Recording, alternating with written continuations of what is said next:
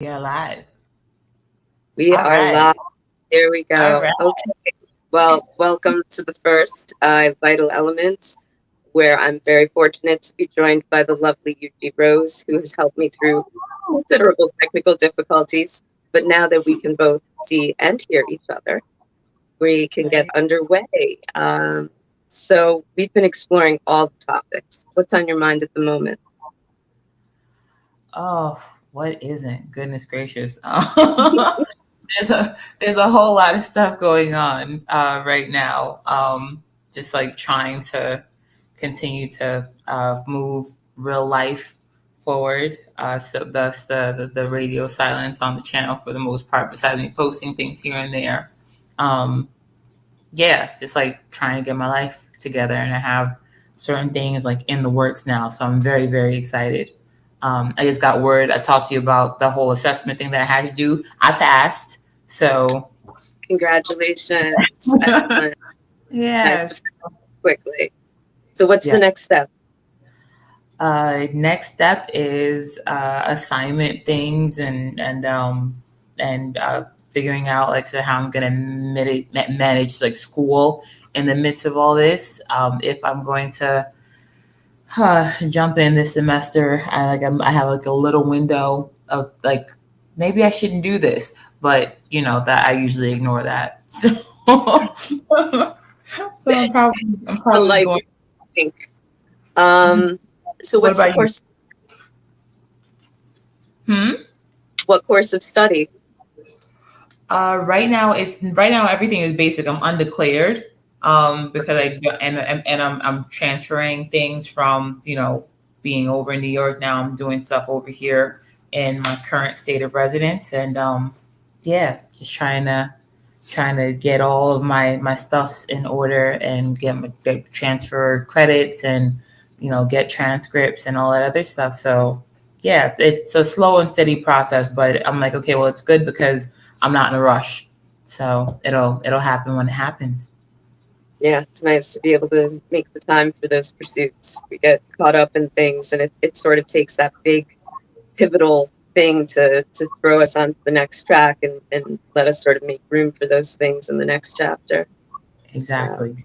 Exactly. So I'm like I'm not worried about it. I'm not pushing stuff. Whatever comes through, whatever comes down the pipeline, and I will take it in stride. And I have set out ideas for other things that I want to do. Just like extracurricular stuff and things that I want to do on the channel. So yeah, and it's nice to kind of feel like I have like I'm getting a little bit of direction now. So that feels good. brewing up new material for future episodes. Yeah, yeah, yeah. Any Reading, particular subject, or you've just been playing with certain ideas that have you motivated? playing with certain ideas. Right now, I have all of these books that I have just recently. It's kind of like been peeking into because they are a lot that Hey, a lot that I want to that I me want to bite. right. And if anybody is interested, I just got this one as well. So in the realm of the Hungry Ghost. If anybody has read it or has yet to read it, yeah, I'm excited about reading this one, and I want to talk about it with one of my homegirls who is a very dope, intuitive on the other side of the pond. Yeah, so I'm looking forward to it. It's going to be fun. Yeah, that's great. I love Gabor Mate's perspective. I really I think to have more medical doctors sort of representing the idea that we need a broader view and kind of explaining how we are part of the system. It's Yes, not just the individual machine that is this one atomic entity. It's like you got to realize that's all one sort of dynamic stew of things moving together all the time, and you need to be able to account for all the influences. exactly. Yeah. So I get I get that we're, the whole, we are, yes, we're all connected, and that we're all, that we should be trying to, work as best as we can together. But, at a point where, so with some of the things that I'm reading, and it's kind of has been bolstering the thought that yeah, like you although we are an entity, a collective, if there's a collective of sickness, a collective of illness, like in the cells in the body, if there are malignancies, malignant groups, malignant individuals and mindsets, then that what does that do to the to the body? So it is important that we kind of start to recognize that we are like we're part of a whole, and so we have to do our best to um, tend to our part as well as possible, because yeah, it eventually, so what shows up in the micro eventually affects the macro. So Yeah, absolutely. In terms of, we don't really think in terms of our responsibility to our species. It's not a common thought like, oh, have I done something good for my species today? It's not on most people's list. But it that is so important in terms of what we experience as our own quality of life is everything that's sort of echoed out and back again, and how we've all contributed to that. And yeah, it's a little bit like you were saying about how language can be a virus, it can be infectious, and yeah, I've definitely heard people speaking on that and agree that it's if you accept that we really kind of negotiate with ourselves, our environment, each other through language. We represent things through language. We describe to ourselves what we think we're feeling through language. It's so powerful. And if again a little virus gets in there and starts to branch out, how it ultimately affects the macro, like you said. yeah, it starts to warp reality. I said if if what it is, I said it's well, I don't know what is the I'm so horrible with grammar, but like it's one word, but depending on how you say it, it's two different things, like right and right hand. Oh yeah, Yeah, yeah. that. um Homonym. I Homonyms. don't. Thank you very much. Yes. So although things can sound the same, if we're ultimately saying two different things, then we're operating under two different, modes. So, it's the more and more that we continue to, as time is showing us, the more and more that we keep on splitting hairs and okay, well, no, well, you have to talk about this and this has to be represented here and we have to also include this, and it starts to, again, it starts to unhinge things. And while there are certain things, I get it, that we need to uproot and reconsider, there are certain things where it's like, yeah, like again, we when we talk, privately, it's like, you could say that you don't believe in gravity. Well, gravity believes in you. So you go taking a flying leap off something, and yeah, it'll show you how quickly and how much it believes in you. So it's certain things I don't believe uh, are conducive to the mission of life. It would just start unraveling everything. Yeah. Well, I mean, if we could all actually live as separate individuals, independent of one another, like maybe you could get away with that. But if we need to work together, we need some sort of consensus reality. And it feels like we almost need to have, I was talking, we should have like a convention to bring people together and say like what would that consensus reality be that we can invite people to join us in that, and see how many people show up from the day to day where folks are busy and they're not being offered anything worth moving on. Yeah. Yes. Because so with how everything is going now, like everybody is kind of like probably like a little confused, a little frustrated, and I've said it when I was talking to a friend of mine. Like every civilization, every point in history, there have been certain key points, and a template after which society, whatever society is fashioned. So if we're not, if everybody's working off of a different template, again, how productive are we going to be? Yeah, it's chaos at that point. I Mm-hmm. don't think it is that hard, though we don't really honor a reasonable mind standard anymore. Mm-hmm. Yeah, I'm I hear sorry. your new roommate going off. Should we introduce? the other guest in the room. Right. Does Yes. Luna feel like coming out and making a debut? I don't know if you look. You want attention? Say hello. Yes. Hello. Well, Lunar, how are you? Yeah, I'm Luna and I'm loud and I want to go down now. So go ahead. Can you chill out now, or do I have to get the catnip? Is that what you want? It's Friday night. You trying to turn up? Okay, can you go take it out? Yes, go play. Go. That will not be denied. They will No. stay there until they get their well-trained human to do their bidding. Yes, he's like, yes, human, you are here for me. I am not here for you.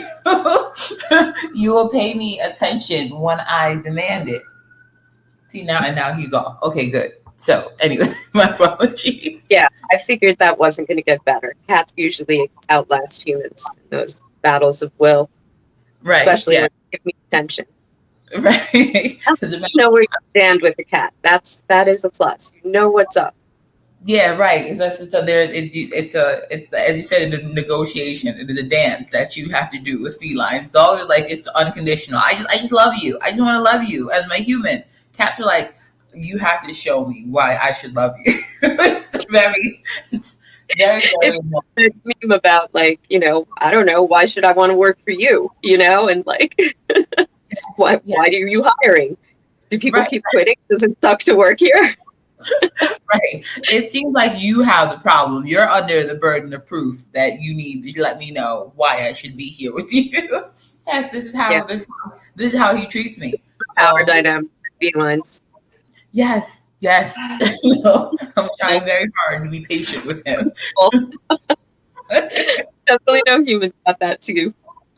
Right. It's very annoying when this behavior shows up in people. It's even more. I'm like, you're not very cute. Go home. You can leave. I don't need you. Right.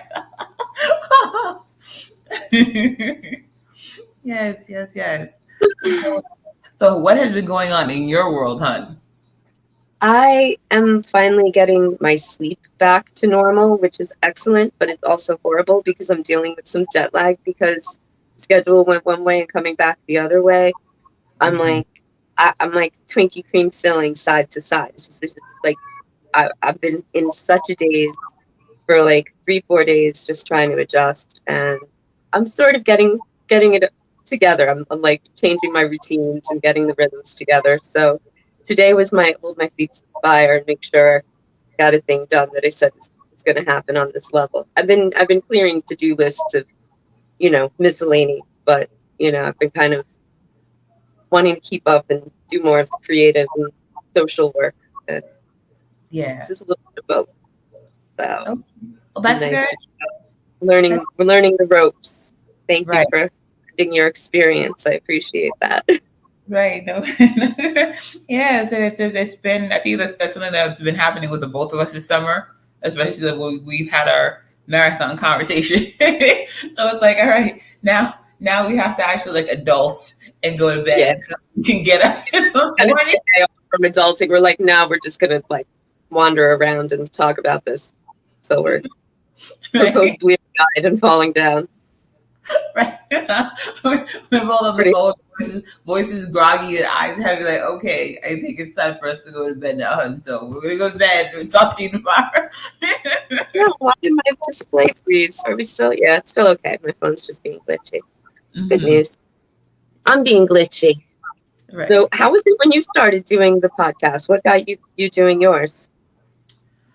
Um, it came from, like I said, I guess a little bit of curiosity about whether or not I could, which that sways from day to day as to whether or not I should is the bigger question because um, finding things that like I sincerely want to talk about and like without fear of someone being like, oh, I can't believe she said that. I can't believe she thinks that. Is like, yeah, that's something that kind of always lingers in the back of the mind of someone who feels that they grapple with any kind of like codependency or people pleasing is what can you and can't you say that might piss off someone, some internet stranger somewhere.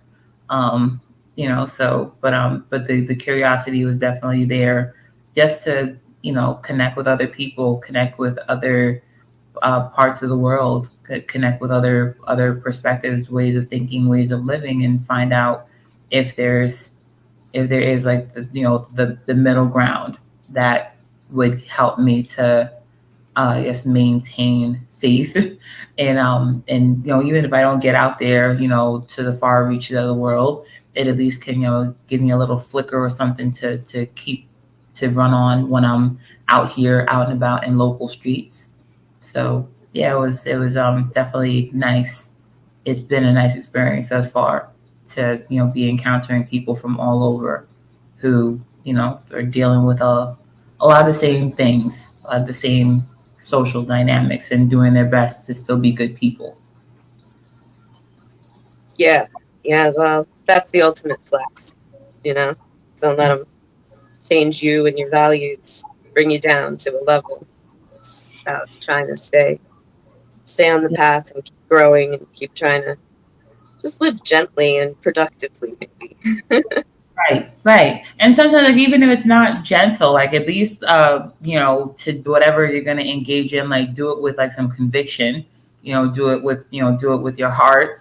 Do it from the best intent as possible. But sometimes there are things that are going to be said that again that people are not going to agree with, and being and that's again whether you're on here or you're out and about in your neighborhood, there are going Yeah, to be people that you encounter that just don't agree, and that's okay.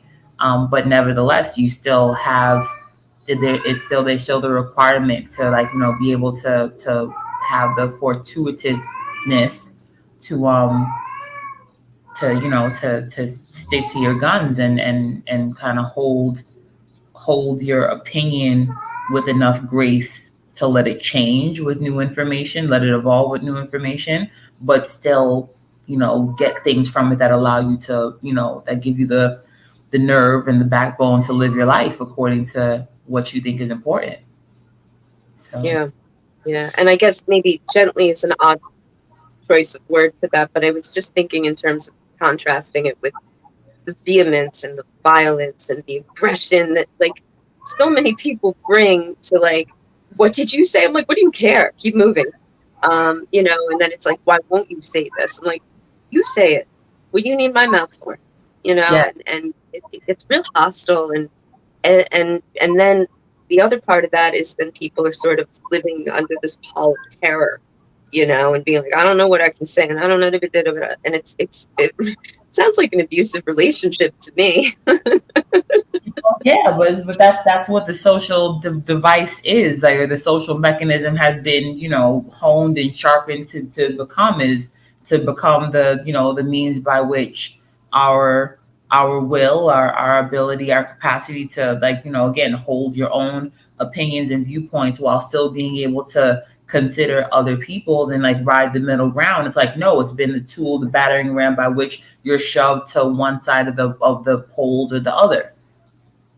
Yeah, yeah, and I think that's you say, I wonder if I should be doing this. And I'm like, yes, please. We need people out here doing just that, connecting with other people in the world and having these conversations and modeling for ourselves and for others that we can have people come together around ideas and agree or disagree or, maybe just have slightly different perspective that they can integrate into a different way of thinking. I know a lot of our conversations, I'll be like, oh, you'll see something from like just like a step over that way, and it's like such a different insight that I kind of can like shift my perspective and see a little deeper into it too. Right. And we have this technology, we have this opportunity to connect with each other and help each other sort of make sense of things and try to figure out where we do want to be headed, how we get together around that. And I mean, that seems like enough of a why when you're saying, well, one, just to give yourself the challenge, kind of like double dog dare yourself to go do something scary, Yeah. see if you can make something of it. That's a good kick in the butt. Right. And then just connect with people. You know, if it was only for your own benefit, it's just there's one more socially healthier person in the world now, and hopefully the people you're talking to are getting that benefit. So it's that, again, it's the cells that come together to form the tumor. You know, it's like you can maybe build something good out of the cells too. Bring all the people together to grow good, grow a life instead of a tumor. Yes. um, Yes. and yeah, and then you're showing other people to do it. I sat here and watched you, and I was like, I know I want to. I want to join. I want to be part of the effort and the experiment, the grand experiment. If I don't know what happens when we actually stop and think about things and talk to each other and try to be civilized and more than like tolerant, like appreciative. Right. Yes. Yes. There are so many things that said in the course of my becoming acquainted with you and other people where it has it has been a welcome shift, to be able to be around, to share thought spaces and and feeling spaces and share stories of like our backgrounds and where the different walks of life that we've come from, and still be able to like across the whether it's the physical divides for your people that are in your neighborhood, but then like the digital divide that the internet is, and still like yeah, like that, still have that sense of coherence, of like of resonance, and saying hey, like, I get that, and now how can I take that back to my individual existence, and do good with it, do good for myself, and do good in my interactions with other people.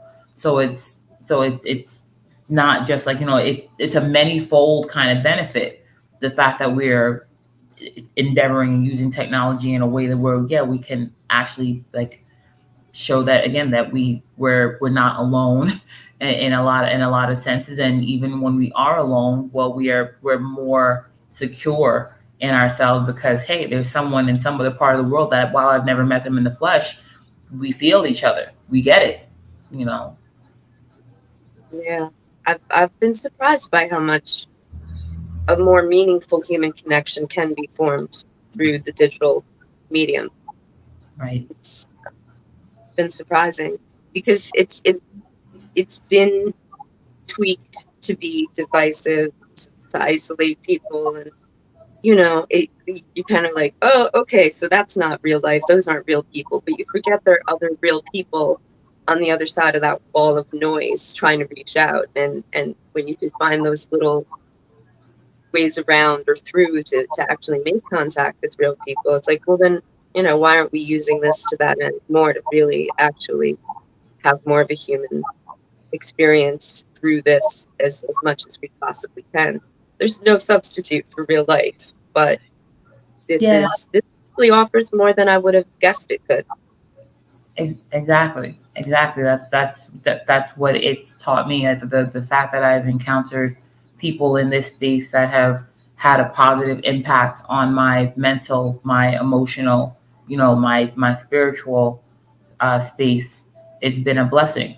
It really has, considering where I was not even able to envision myself because of the tools and the strategies and the things that I have garnered from their work and their creations and their conversations, has turned into like a life where I'm doing things that I definitely figured I wouldn't have the nerve to ever do, from doing things in the digital space to actually like endeavoring to do things in my personal life.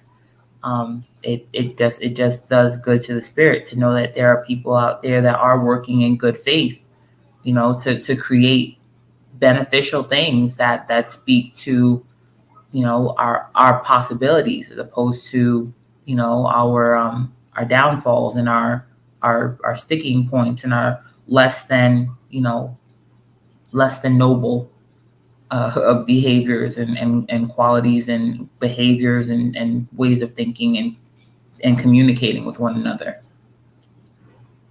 Yeah, yeah, and so many of the things that you're feeling lost about something. You go out there now, and it feels like that's an opportunity for somebody to tell you how lost you are and how helpless you are and how bad it is and how you're going to be a victim forever and you may need surgery or medication or both or some other crazy thing because you can't handle this. This is too much for little you. And like, you wonder why people are like,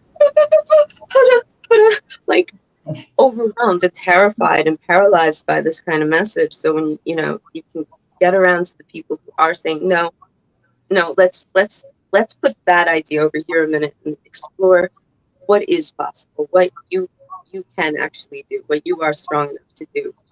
Here are things you can put into action. And if you continue to do that, you can be the one to make this work better. And anytime, you know, I've seen somebody take that route, there's been growth and progress. And anytime I've seen somebody buy into the narrative of like, I'm this, I have this thing, and these people have to do this thing to make me okay. I'm like, that never seems to get anything but worse over time. Right. Exactly. Yeah. Like it, the part like recently I changed the name on my channel, and I'll explain why, in another point in time. But we're given so many different things by our culture, um, that are detrimental to us ever becoming ourselves, us having like any like again actionable things that we can do to improve our relationship with ourselves, and thus our relationship with reality, with other people.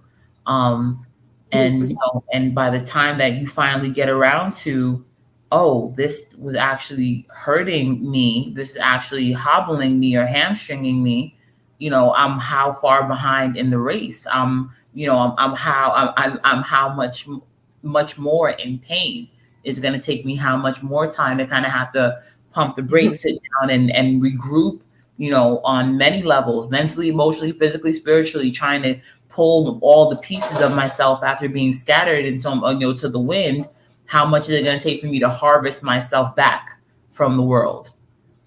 And for some people it's scary. Some people don't live to sort themselves out, and that's where, Probably, hmm. probably a lot of people, sadly, Yes, right. that's People, the exception. yes, right, because they're taking whatever pills, they're drinking whatever drink, they're eating whatever type of diet, they're indulging or accessing, they're taking things in excess or engorging themselves on every unhealthy thing under the sun. And not that, not to judge what's healthy and unhealthy, but we're adults, we know what you can start doing that causes you to grow, and again, and move in a positive direction. And then the things that, you To be know adult, we want somebody to come fix it. God damn it! it, right, exactly. And then that's it. That's exactly what's like, yes, let us give you all these other things. Let us give you all these things that might further mess you up and further detach you from yourself. So this way now you also have to come back to us and spend more money and spend more of your time, and invest more of your days in allowing us to now teach you how to cope and get it together. After, but wait a minute, didn't y'all give me everything that I needed to be like the tool of my personal dismantling? Right. And now I also have to pay you to help me get you back together. Again, the same society that makes the drugs, that gets people hooked on them, also runs the rehabilitation program. Like, It's yeah. a proper packet. And it's like it's so everything's plugged into everything. It's you can't tell the FDA from the pharmaceutical company. You can't tell where corporations end and prisons begin. It's this kind of thing, and it's just it's not sustainable. Something's got to give. And my hope is that maybe those of us who do think that being a grown up and taking action and being responsible will kind of come together and figure out what do we need to put back at the heart of everything, and how do we bring people together into some sort of new consensus reality that we're not all terrified of saying things, and the other people aren't running around raging to the point they're going to give themselves aneurysms. Maybe we can just get back together and be kind of like a united force of humanity. And I don't think we'd see half these problems if we were able to sort of move back toward regaining some sort of authority and control of what goes on in our lives. And I don't have the answer. I'm not here like about to be like, and you know what you need to. I don't. But as far as I've gotten, it involves getting a lot of curious, bright people who've been pursuing ways of thinking from as many areas as possible, ideally, and just get everybody to kind of pour into it and sort of like debug it together. Yeah. 'Cause you have people working in a certain way, they see it from a perspective that they might overlook things where somebody else comes in and says, yes, but you know what makes it better or where the error is or whatever. And they can kind of have that other influence of different perspectives. And wouldn't it just be nice to have different perspectives gathered together working toward a common cause, just for laughs, old time's sake? Yes, yes. This is what I've been saying, but this is lately how I've been feeling about spirituality. And we've discussed our personal experience with organized religion. And I don't think that there's really anything wrong with it. The only thing I think is wrong with it is the fact that there's there's there's a like you have to stay in your lane as opposed to like there being like if we're all like trying to get back to our collective ideals or varying ideals of what heaven is or what life beyond this life could possibly be, then why are we like creating all these conflicting narratives that tell you that based on what you believe, you're going to end up in some place other than that? What other than to bolster numbers? Like, okay, so like we had to create a concept of hell because Judaism needed more numbers. Like, why? Like when there's so many other modes of spirituality that said, but no, like your hell is not a place. It's an existence. It's whatever your perception is. If your consciousness is always around, you create whatever hell, whatever suffering is going to be for the life beyond this one. Or within it. I think a lot of the hell we know about is self-created in this life. And I think that when you go into the religious texts, that is more the message of, you create your reality. You're responsible for your little piece right here. Are you a problem? Are you a benefit? Like what are you just bringing into your immediate environment even? And from there on out is like, how much hell do you create? How much do you let it get in without proper filters? How much do you take things personal that aren't personal? Right. Exactly. I set myself the challenge to just like every time I start to be like, be like, no, let's assume that this is not personal. Let's work from there. Then what? I'm like, oh, my life is so much easier because I'm not getting myself worked up. I'm not like grinding gears trying to figure things out. I'm not, like, should I be angry? Should I be upset? What should I, like, there's a whole piece I don't have to do. And then it gives me a chance to kind of walk around and be like, well, what could be going on? And I'm like, oh yeah, there's a lot. You forget, so you have to defend yourself. You're like, I got a lot going on. So does everyone. We all got a lot going on. And so much of the hell we create for each other is coming from that sort of overwhelmed, scattered place that, it's not really moving in any particular direction. It's just kind of like a tumbleweed in a tornado, and chaos. Yes, we're all feeling about chaos.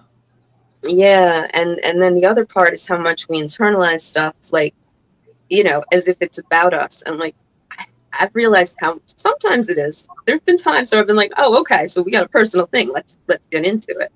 But the majority of things, it's like it's not really that personal. It's like somebody's having their own human experience in like a different story arc, and where you intersected, that's where it came out, and And just Yes. to be able to relax and focus on the relationship, yeah, and the relationship that we have with ourselves. Like that's been one of the things. You're like, what you up to? I'm like, I'm constantly exploring what that even means to have a relationship with yourself, at some level, since you know, we were talking about how we cycle through these, according to Sam Vaknin, at least, we cycle through these self states, basically. There's not sort of fixed, eternal, you know, this is the pillar that I am and have always been and will continue to be in perpetuity ad infinitum.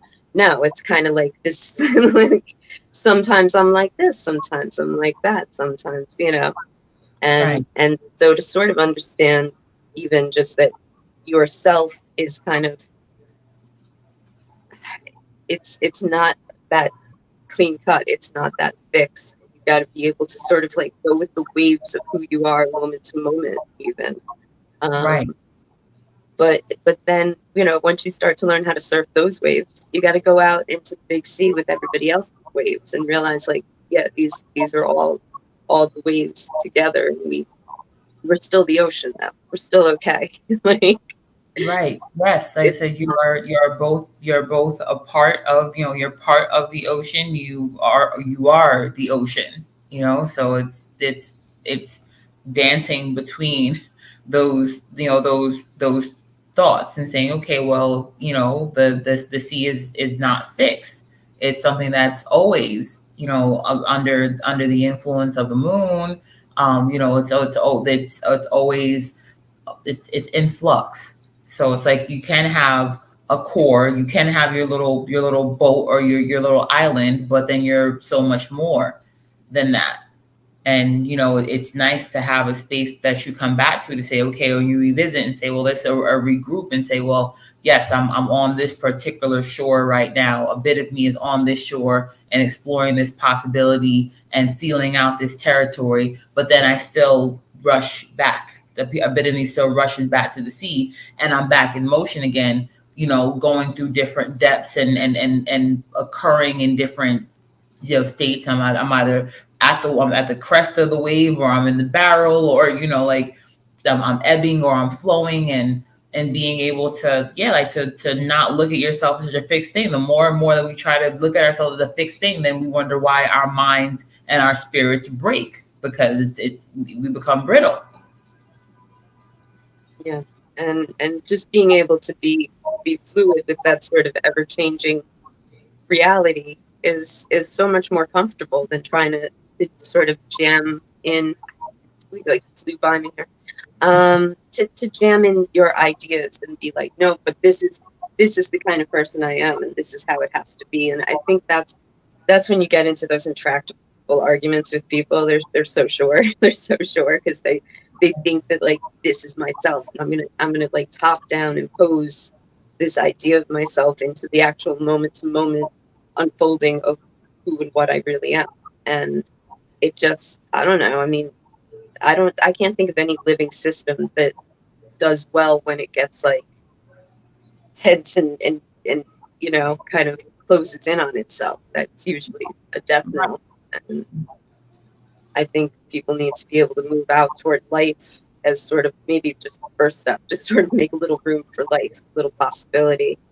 And you know, I don't know, maybe just my hope is that enough people are doing that. They're coming together and talking and exploring and trying to put something together that's of use. Like, ultimately, I'm kind of practical like that. I'm like, let's see if we can make something usable from this. But even just to start by coming out and saying, like, look, we can shift, we can move, we can be fluid, we can compromise, we can, in that sense, be gentle instead of being like aggressive, vehement, and learn to kind of come in with a different tone and disposition. And yeah, my hope is enough people set the example, maybe more people will move toward that until it becomes more predominant and influential. And through that, ultimately, people do tend to look around and go, well, nobody else is this uptight or stressed about it. All these people, and at least it puts a little crack in it, so some light can get in. Yes, exactly, exactly. There's that can say that that's been something that has fueled my on again off again obsession with like esoteric, because I'm always like, there, I've talked to you about it before, there are so many different things and systems that were developed or that have kind of been like the maybe like the rudiments of religion, was the fact that it was like philosophy paired with a belief that there is something beyond the realms that we can see, that has a design for all of this. And if we pay attention to the design, that is not fixed, because there's hardly any fixed stars. The sky is forever moving. The galaxy is constant. The cosmos is constantly moving. um, then maybe we could understand and start to, look at why certain things happen at certain points in history. Why is it that, when Mars is retrograding and Uranus is in, some other foolish, like whatever you want to think about, like why do certain things happen to just, synchronously seem to recur on some different level and some different iteration of society. These certain themes happen to pop back up.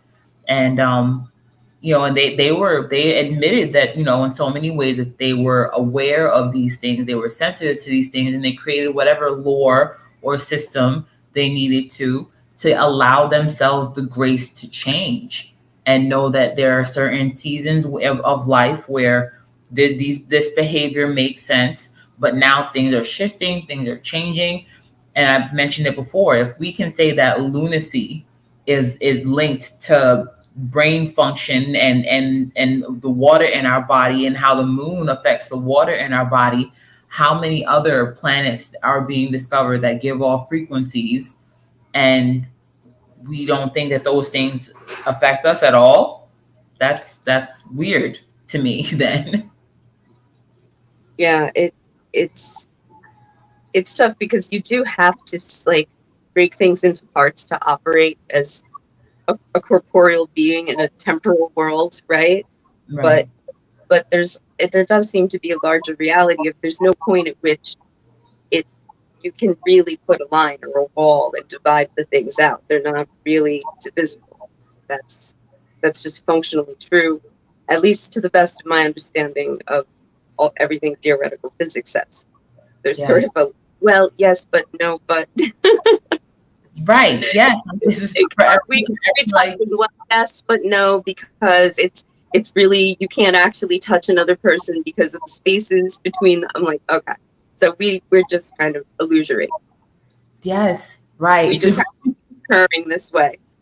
Right, exactly. So then, and the fact that, that everything is held together by vibration, and that, when certain things, have appear different ways based on frequency, and it impacts the body, impacts cells, and like, okay, then there's a whole universe that we are discounting, we are discrediting, simply for the fact that we want to say that no, everything is hard, fast, and fixed, and there's no changing it, and we just need to deal with, you know, it in that way. And how many things won't change, because instead of finding ways to integrate all these different ways of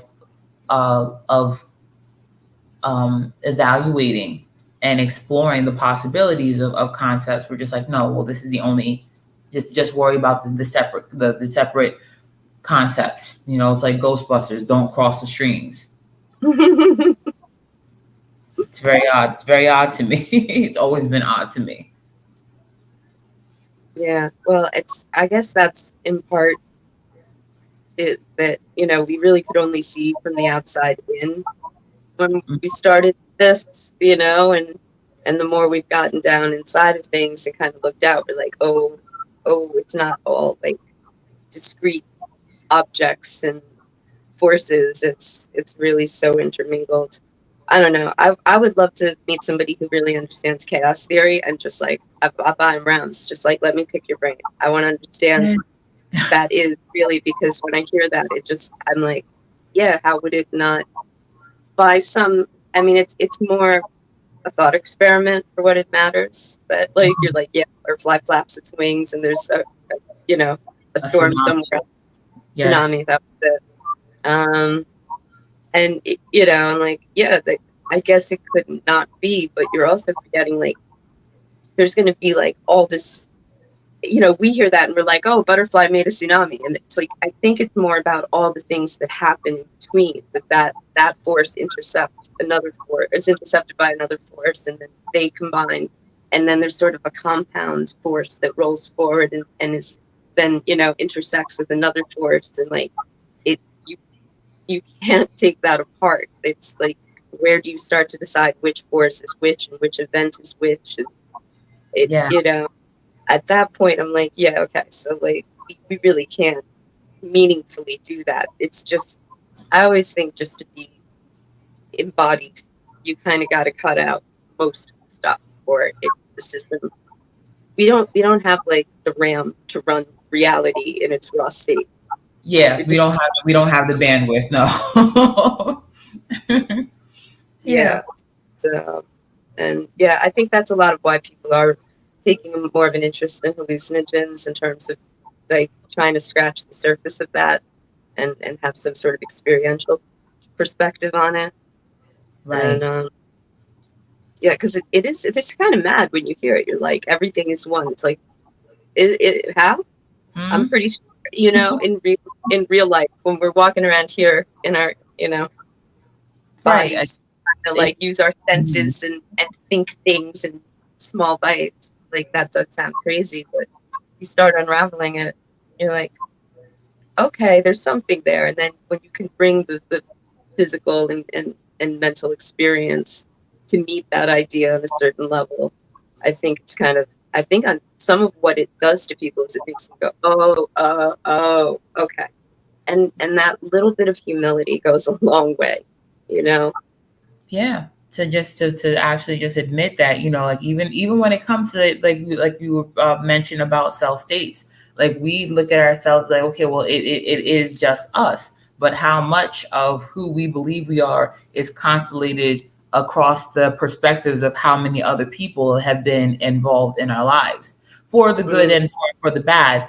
But everyone that we encounter, that there's that what is that saying, that I'm not who you think I am, I'm not who I think I am. I'm who you think. I'm who you think I am. So Oh man. right. So that means that like we're never really operating from like a state where we're solely like basing our self on our opinion or our perspective of ourselves. We're constantly kind of like trying to emulate and embody what other people feel we're supposed to be, and wondering if that embodiment is good enough. So at what point are you just you? So so Yeah, you it's have to be in some like tabla rasa, like I'm a hermit all my days to have any idea of what that is. So yeah, you really can't just be as you perceive yourself. It's always going to be shaped by the perceptions, influences, and other ways like people have needs or demands or hopes, you know. And we talked a little bit about like how we came out to be sort of different flavors of codependent, and like that for you having people you were responsible to, it was like you had to be more like diplomatic about things. You had to be more like giving of yourself to like handle a situation as it was presented. Whereas me having to mostly look out for myself so often and not having someone dependent on me at that point in my like the early years, mm, um, you know, I could just kind of be a little more brisk about it and go like fight flight, you know, like and kind of get in there and like handle it as a like one on one or one on however many right, all like exactly. all buck 10 me, all 5'4", whatever, you know, like Right. stuff I might have the self state that's feisty and like, you know, ready to pop off some earrings. Right, exactly. Like, you know what? Hold my drink. You start putting your hair up. I'm gonna show you not. Or or yeah, or you're ready to flight and and haul ass. But yeah, but then as far as But on my that's because I'm just me. I can get away with that, you know. And like, if you got other people, which I experienced as a mother, and we talked about that a little too. Like, oh, that's different now. Now switches now. can't be so cocky. You can't just throw down or like try to zip out, because you got to be able to like change your priorities around that. And so that's a really good example of how, it's more than just through other people's perception of you. It's through some of the reality of how we're, as long as we're going to be in a social contract, as long as we're like, yes, family matters, and yes, I will take care of people, and I won't bail to save my own hide. Then yeah, like there's certain more um, impersonal forces in the way that that's just the scenario you're in. That's the setup. Yeah, that's yeah, where we discuss, the fact that there's you learn to code switch.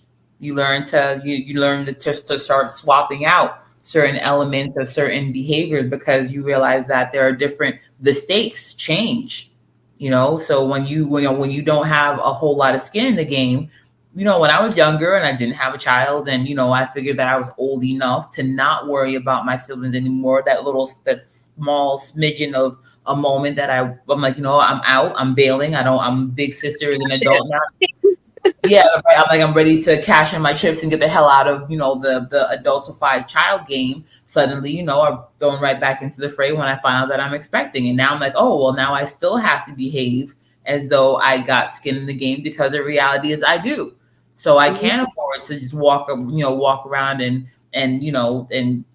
figure that I'm gonna ride roughshod over any and everybody who might be involved in my life. Like it becomes a matter of having to remain, a little hyper vigilant, having to remain a little like fawny because I want my child to be okay and I don't want, realities of life to impact her before she has the perceptual filters to handle those things. So yeah, so it definitely it shifts, so it's a matter of, actually recognizing that you're even dealing with it and then trying to not let it play into other relationships because you still are trying to get yourself healthy and resilient enough and to not pass that on.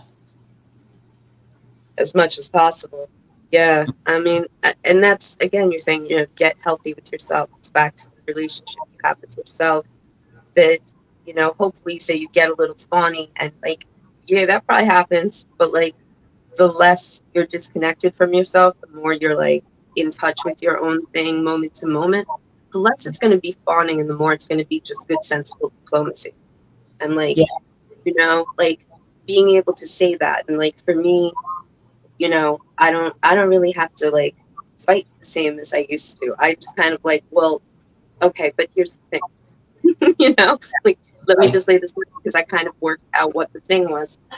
Oh, now you get to see me be a well-trained human. The beast is going to destroy the screen. She wants to be let in the window.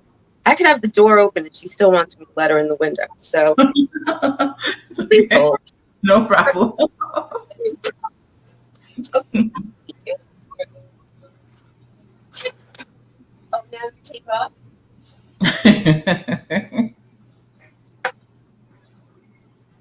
Hmm. You're back. And we're back. We're back. Yeah. So the more I get to know like what, and it's a work in progress every day. Every day I'm like, oh yeah, what about this part of my life? What do I want for this, and how do I work that out? And what's, again, like what's reasonable to ask for? What's like, where am I going to be like over giving or like tolerating things that I shouldn't, or whatever it might be? You just kind of have to check in and be like, yo, is this sensible? Is this appropriate to what's going on and consistent with what I'm trying to do with myself in my own life?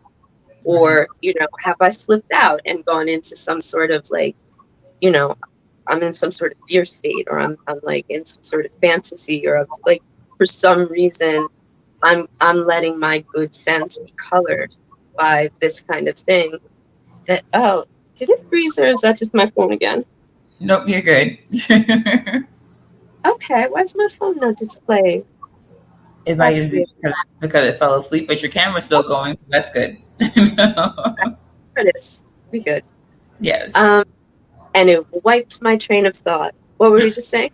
Oh, No. just knowing yourself, being able to say like, I don't have to like like, oh, okay, well, I'm not sure how this is going to go, so let me give you something that I'm going to regret later, or like accept something I'm going to feel bad about, or whatever.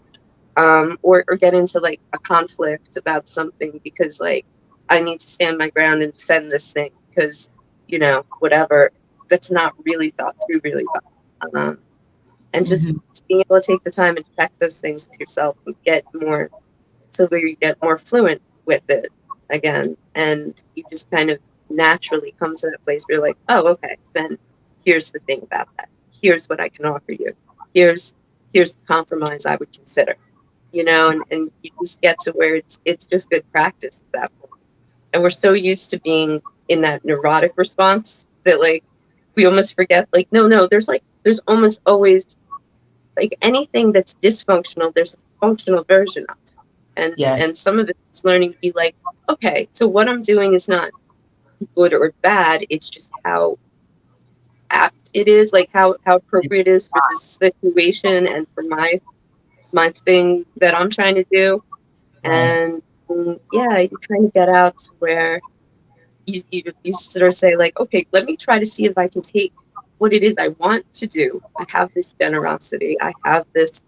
I'm not too uptight. I'm pretty flexible about things. I love to share. I love to kind of roll with things. But like if I start to feel it's too much chaos or something's come out of balance or whatever it might be, then I'm like, okay, where do we need to move this toward? I just look for Mhm. sensible things at that point and try to know better that there is a good way of honoring that what I want to do without having to compromise myself. Right, and I think well, we talked about the fact that this plays up a lot for I think for adults when it comes to like the romantic space, the friendship space is like yes, like how do I show up, how what are my tendencies and how I show up, and how do I start to like un unwind and uproot some of those tendencies so that I am the most authentic and efficacious version of myself, so that not only am I getting the best out of it, but I'm also offering the best without feeling like either one of us in the dynamic has to feel like they were slighted or that they're not being met on like the terms of reality. And right now there are not a lot of people who are not guilty at some point. We can all look at ourselves and say, yeah, there have been a lot of times where I've operated in fantasy when I've dealt with friends, when I've dealt with jobs, when I've dealt with, family, when I've dealt with boyfriends, girlfriends, or husband, wives, like, and realizing that, okay, well, when things start to lean too heavily toward, fantasy and not looking at, things for as the way that they are, is usually something that comes from the things that we experience that we learn to not give our attention to because it was traumatic. And so now it's like, okay, it's a matter of like the as you mentioned it, whether you take a trip, whether you have to go and get your spiritual life together, whether you just have to, like, I don't know, like have an Oprah fix my life moment or something, like where you really start getting into the minutia, the muck and the mire of like what your traumas have been steeped in, and saying, okay, how has this evolved and learned now to infect all these facets of my life where I want health and I know that health is possible, but I know that there are unhealthy modalities that I adopted trying to create it when it was not possible. Yeah. Yeah, and I mean it's hard too because you put a lot into developing those survival strategies in those situations, and you need to practice them and they become ingrained. And then when you go to pull them out, it's like, for me, I keep finding that when I pull out the unsound underlayment, like all of it comes down and I have to rebuild.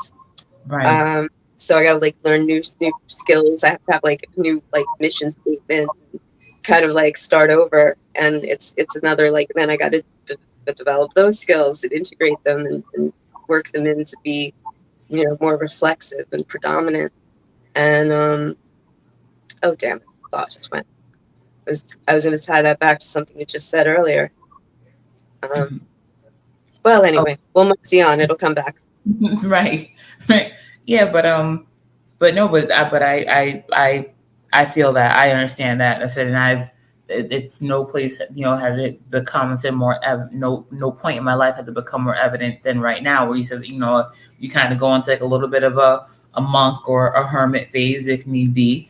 And people can poo poo it all you want, but yes, you do have to at some point get to a space where it's just you, where Mm, it's you with yourselves saying, okay, well, I know what you tend to do, and I know what you tend to do, and I know what, like, and start really not trying to like destroy yourself, but there are certain things that if all it takes is one moving one card to send the whole house of cards toppling, then how sturdy was that strategy of being working in your life? So it kind of is worth taking apart and looking at it before you rebuild it again, and making sure that it's built of you. It's built of your devotion to, like, this is something that makes me feel good, and I feel good offering this to people as well.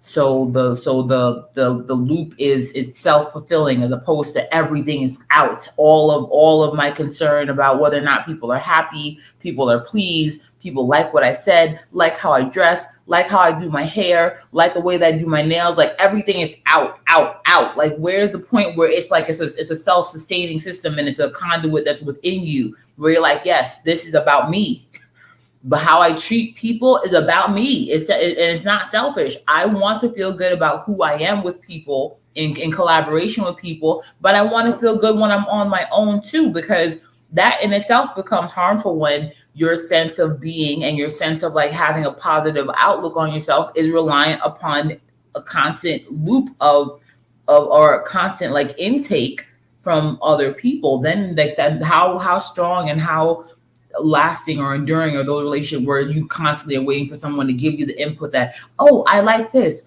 oh, that was good, I appreciate that? Like, it's not productive. yeah. And if you haven't been like loved well, like cared for in like a, a healthy, balanced, boundaried way, you've learned weird ways of relating to yourself. You just have, and like being able to go in there and be like, okay, hi me, like what do we do with like how many of these aspects are going to be like in the same position when we get done here? We need like an organizational revamp. Yeah, a We need schematic, yes, we need to change that. things. Yeah. Um, yeah, because I think that's part of why we do feel compelled to offer too much or to defend a thing is that, when you're not loved right, you kind of left to feel like, oh, well, I'm not enough. I'm not going to get it right. I have to compensate for that. And it's this compensatory urge to be like, well, I'm sorry about my existence and you having to tolerate it. And or you can get real defensive and be like, what's wrong with the way I'm doing it? What, like, who are you to tell me? Like, these Yeah, things begin because there's like a compensatory drive, I think, in play for all the times that we know we're not enough. We're not good. We're a problem just breathing this air like we do. And so it's like this, well, how do I make it okay that, I'm like, I'm going to make it okay that I'm here breathing this air, and like maybe stop and be like, because you get to breathe air because you're a person and that's enough. And it yes, just start at zero with these rudimentary things that like, you should be able to take for granted, but no. right, right, exactly, like, because of trauma. No. Thanks, But Trauma. yeah, but that goes back to, like I said, a conversation on Instagram Live that I once had with Richard, where I talked about the fact that guys gotta become a Chad, and girls gotta become like that bitch, as we say in the hood, because like, oh, they gotta be a bad bitch, because at one point you were just enough. But whenever you finally had a brush with reality, a brush with a situation that cause you to feel like, oh, my sense of self has been damaged because, it was someone showed me that my natural state wasn't enough. Now here comes the hyper competitive, the hyper aggressive, the hyper, boundary, the hyper walled up, or the hyper giving, or whatever. It becomes it goes into hyper mode, whatever modality you start to utilize to defend yourself from that happening again. It just becomes the compulsion that's constantly running. It's the performance that's underlying everything. And if you're not real, and the more and more that you do that, how much can you do that before you lose sight of and connection with your spiritual self, the core and the essence of who you are? You Yeah. know, when your heart and soul is covered in the shards of every ego self that's been shattered by all different parts of life. After a while, you're just a walking ball of the remnants of who you tried to be, and now you're just trying to defend it in whatever way gets you something out of it. So it's not even really you, because all you know is that somewhere deep down in you something hurts, but you're not going to let anybody know that. Yeah, you're like this clearance bin of detritus. Like it's all these like broken parts jammed in, and like Yep, just it's slap it together and go. yeah, like close enough. Put some duct tape around it, throw it out. Throw it out the door. And let's see if it rolls downhill. Yeah, that's not a lifestyle. Yeah, right. Exactly. It's like you have a volleyball, and like you put glass sharper every time that you get a heartbreak, you put a piece of glass on it. How much is anybody gonna want to play volleyball with you when, hey, you know that you got glass all over that ball? And yeah, Mm-hmm. and then when no one wants to play with you, then what, you become bitter, or the people who do play with you are the ones that are very insensitive to it, and they're just gonna shatter it even more to the point where you don't even want to play anymore. Yeah, and it really, yeah, I think that's in terms of how I was saying you don't want to take things personally. Hmm. You don't realize like a person's not trying to cut you up with the glass. It's just that's where it got put, and that's where you intersected with it. You Yes. know, and and that's the part from being on the outside, being the one who gets cut. You have to be like, oh, okay. But also the person carrying the shards has a responsibility to be like, I can't go around being a threat to others Yeah. because I have to put these pieces out and healed my parts. And like we have such a pathological idea about like romantic love in terms of like, oh, somebody's gonna complete me. I'm like, oh, okay, you let me know how that works out, Yeah. Good because luck with that. you can't show up to people like with all these holes in you being like, fill my holes. Like that's not a loving way to approach another person. First of all, it's Yes. probably not a recipe for success. And when you get to the end of that, asking you to realize that, it occurred to me today, I was like, disappointment is basically a call to grieve. Call to grieve the hopes you had or the aspirations you came with. It's just a call to grieve, but like people aren't going to be able to do that. They're going to get crushed under the, the heartache Wait. and everything, because they're like, but I thought this person was going to make me complete. I'm like, you've got to come complete with enough good surface that someone can add on to that, or enough of the right channels that someone can pour into that what you need. And like in theory, they need to come in the same state that you can do that for them. They the I don't know what it's from, but there's the adage that you love others as you've been loved and as you love yourself, Yeah. you know. And I'm like, you need to be good with yourself if you want to find healthy love with another person. How are you going to do that while you're in some like hijacked, half crazy mode and think you're not going to hurt people? You Yeah. know. So Yes. there's a responsibility on both sides of that. The person who sees like the glass coming at him, be like, whoop, okay, like that's not safe for me. I have like no problem. I just can't play that game, and be okay with that, and not take it personally, not be like they're trying to cut me. Like don't worry about it. They don't know what they're doing. What is it? Right. Them for they know not what they do. You Yes. know, For they know maybe, not.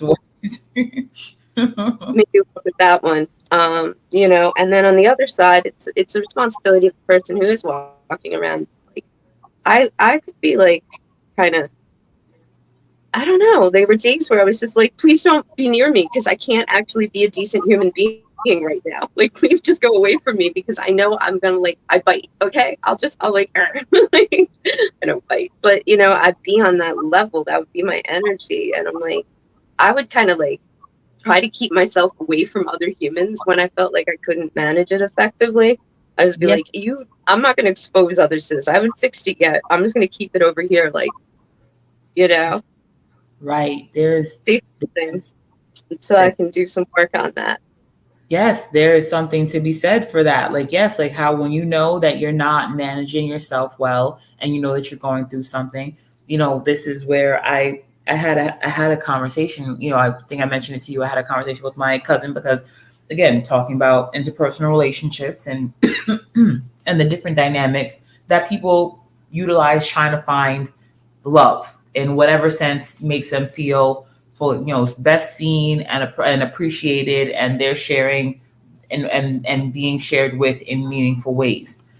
And I understand as I was part of the polyamorous dynamic that there's a way in which if this is going to be the wave that everybody's on because well no you can't own the person that you love and it doesn't work this way and monogamy is so difficult and we're animals, we're not bred for that, whatever narrative is justifying why people do it. I'm like, at the core of it, there are certain things, there are certain tenets of a relationship that do not change no matter the dynamic. You still have to be aware of yourself, aware of how you communicate, how you conduct yourself, how do you share love, your style of intimacy, how you show up in when people have requests for your time and your energy. And if you can't manage that in the state of if it was difficult to manage in the state of monogamy, taking on a different dynamic for the sake of saying, well, now I get more from other people, you still are coming from a place of, I don't know how to give. And so I'm defaulting to something new, hoping that other people giving will cover up my inability to give. That's a cop out to Yeah, me. and I think like these problems you see in relationships, particularly romantic relationships, is that people, first of all, when you go into that space with someone, if you're doing it right and you have any hope of getting to the good places with it, you're a certain amount vulnerable, and you're going to feel a little uneasy with like the more intimate it gets, the more you're going to be like, uh-oh, uh-oh, like that stuff kind of kicks off the closer in you get. Right. And it's important to just be honest with ourselves about that. Be like, if I want this to be a fulfilling and meaningful connection that actually gives me the good stuff, because I think the good stuff happens there. I think you can have all kinds of like, you can put on like a sex display, right? Like, oh, I'm sure that looks good. You made all the right noises, you did all the right things, but how happy how good you feel, how connected, how grounded, how like expansive, how like, you know, how Yeah. much did that really take you to that place that like you're like better for it. And Right. I think that mostly happens where I don't think that can happen where people are like guarded and performative and they're negotiating like what like I don't know how people are operating at that level now, because it just seems like a recipe for a lot of like pretty lame sex and some like pretty big time heartache and self-loathing, like Yeah. to go in with that. And I'm like, why would you sign up for that if just being able to like open yourself up, get hurt, you get hurt a few times, you keep getting hurt, you'll figure some stuff out, you'll make better moves, you'll get to higher ground, Yeah. just keep getting hurt until you figured out your thing, and then go wise and like be like, okay, then this is the thing I need. This is the thing I need to ask for. This is something I could give more of. This is what I probably shouldn't give so much of. Whatever you figured out through that experience, that you don't become bitter and like turn against love, because ultimately, people get hurt and then they hurt people and it's contagious, and you just went out there in flu season and of course you don't feel good. Yeah. It's like we're like historically this is like flu season for romance. Like everybody's getting some sort of infection like of the psyche and the soul. And Yes. there's no prophylactics for that. I guess the prophylactics is that you It's get yourself authenticity. fixed. It's You don't authenticity. have holes open for people to come and stuff whatever in there and be like, oh, now I'm complete. No. Right. Yes. You know, How it's if you show up dedicated, with all build, these yeah, you show up with all these holes in your, in your psyche, or in your way of being. And then, like we talk about it, we talk about it with pharmaceuticals. Like, you can't expect the people that poisoned, the watering hole, to not do anything less than possibly overdose you with something that's very unnecessary and give you a whole different ball of problems. There are so many different elements in our culture that have been presented to us, that have been to the detriment of love, to the detriment, it has been at the cost of good relationships, of communal connectivity, of communal cohesion, of how many times do we have to have a video or a discussion about the breakdown of the nuclear family? Like, the more and more that society has been built to progress, like, it infinitely ad nauseum, in spite of the fact that, maybe the things we're progressing in the wrong direction, considering that people are sick in ways that the mental health, the physical health, the food community, in ways that all of these other facets of society are showing that people are not being nourished. We have more food in the market is filled with all types of fillers and preservatives and things that are unnatural. Like, we're running on so many things that are unnatural, and wondering why and how, or expecting that it is not going to affect the natural in detrimental and corrosive ways. Yeah. We're really malnourished. Yeah. We're And stuffed. we act desperate and angry. We're like, I'm angry. Give me love. Like, oh boy, Right. Yeah. don't go a good time. Yeah. And now that I watched something, said, because there's a particular channel that I like, but it's commentary from Jungian psychoanalysts, and they talk about the fact that, that you see it, that, like, collectively, the monster of the heyday at one point used to be vampires, and how that was romanticized, that someone needs another human living host to feed off of, because their blood is special, and you can be turned into one of them, and they'll pull you into their clan, and you'll be immortal, and all of that was immortalized. But say, okay, but that's still something dead that is feeding off the living. And now the newest modality, or the newest rave, is zombies. And that's effectively, yes, another iteration of what we have become. Zombies that are like, "Oh, I need brains, I need your body, I need your healthy flesh, because I am animated, but I am dead." Mm-hmm. So you got to find the living, but the living have to keep living. They just have to keep being, like, alert. Like, okay, the living should find the living, and, like, kind of let the zombies go by, instead of saying, like, how did I end up a zombie? Like, you got with the zombie. They bit you. Now you're a zombie. Or you were with a Yes. vampire. They drained you, and now you're drained and maybe a vampire. Like, whatever Right. bit follow. But yeah, I mean, it's about trying to, like, find the people who are still in the game, and just, take chances there. Be like, all right, how you doing? And stay open. Keep being, like, just don't let it, like, you are going to get hurt. You care about another person. You have a passion for a thing. You're likely to get hurt on some level, but especially with another person, where even if everything's perfect, something happens to them, you're going to feel the pain of that. Yeah.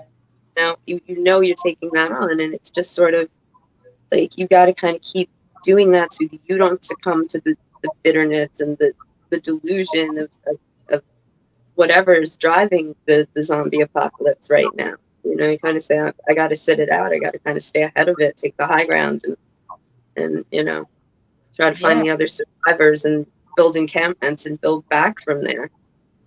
Yeah. Yes. It's a large part of it is, like you said, is being able to grieve, I think, because nothing kills your heart like heartbreak, like a failed risk of something that you really wanted, whether it was whether it died a natural death, or it died prematurely, or it lasted till its old ripe age, and then passed on. Like, I look at my now late grandmother and the life that she lived, after my grandfather passed away.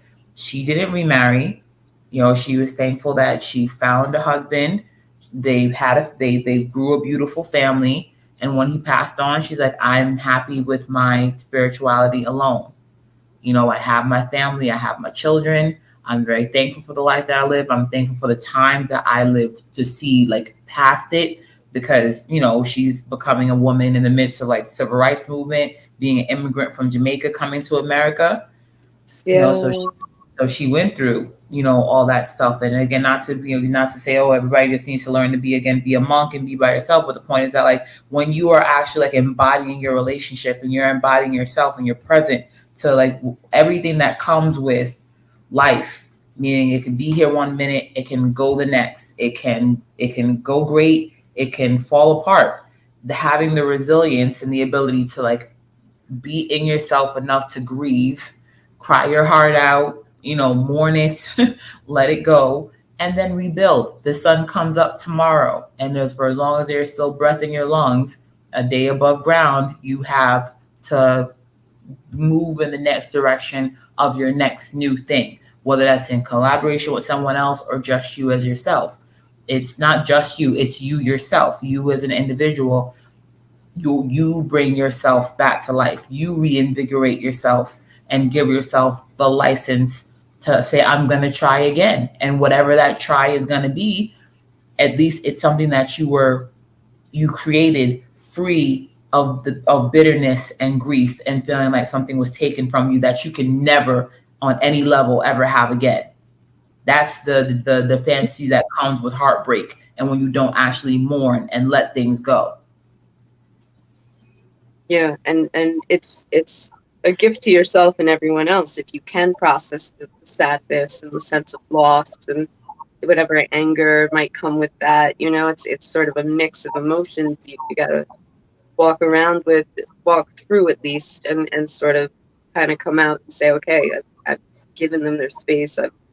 I've given it that time. I'm ready to start putting my little pieces back together here and move out and move on, and um, to kind of create a more complete me that, yeah, when things fall out on you, you're okay. Like your grandmother was like, I've had all of this and I'm good with me.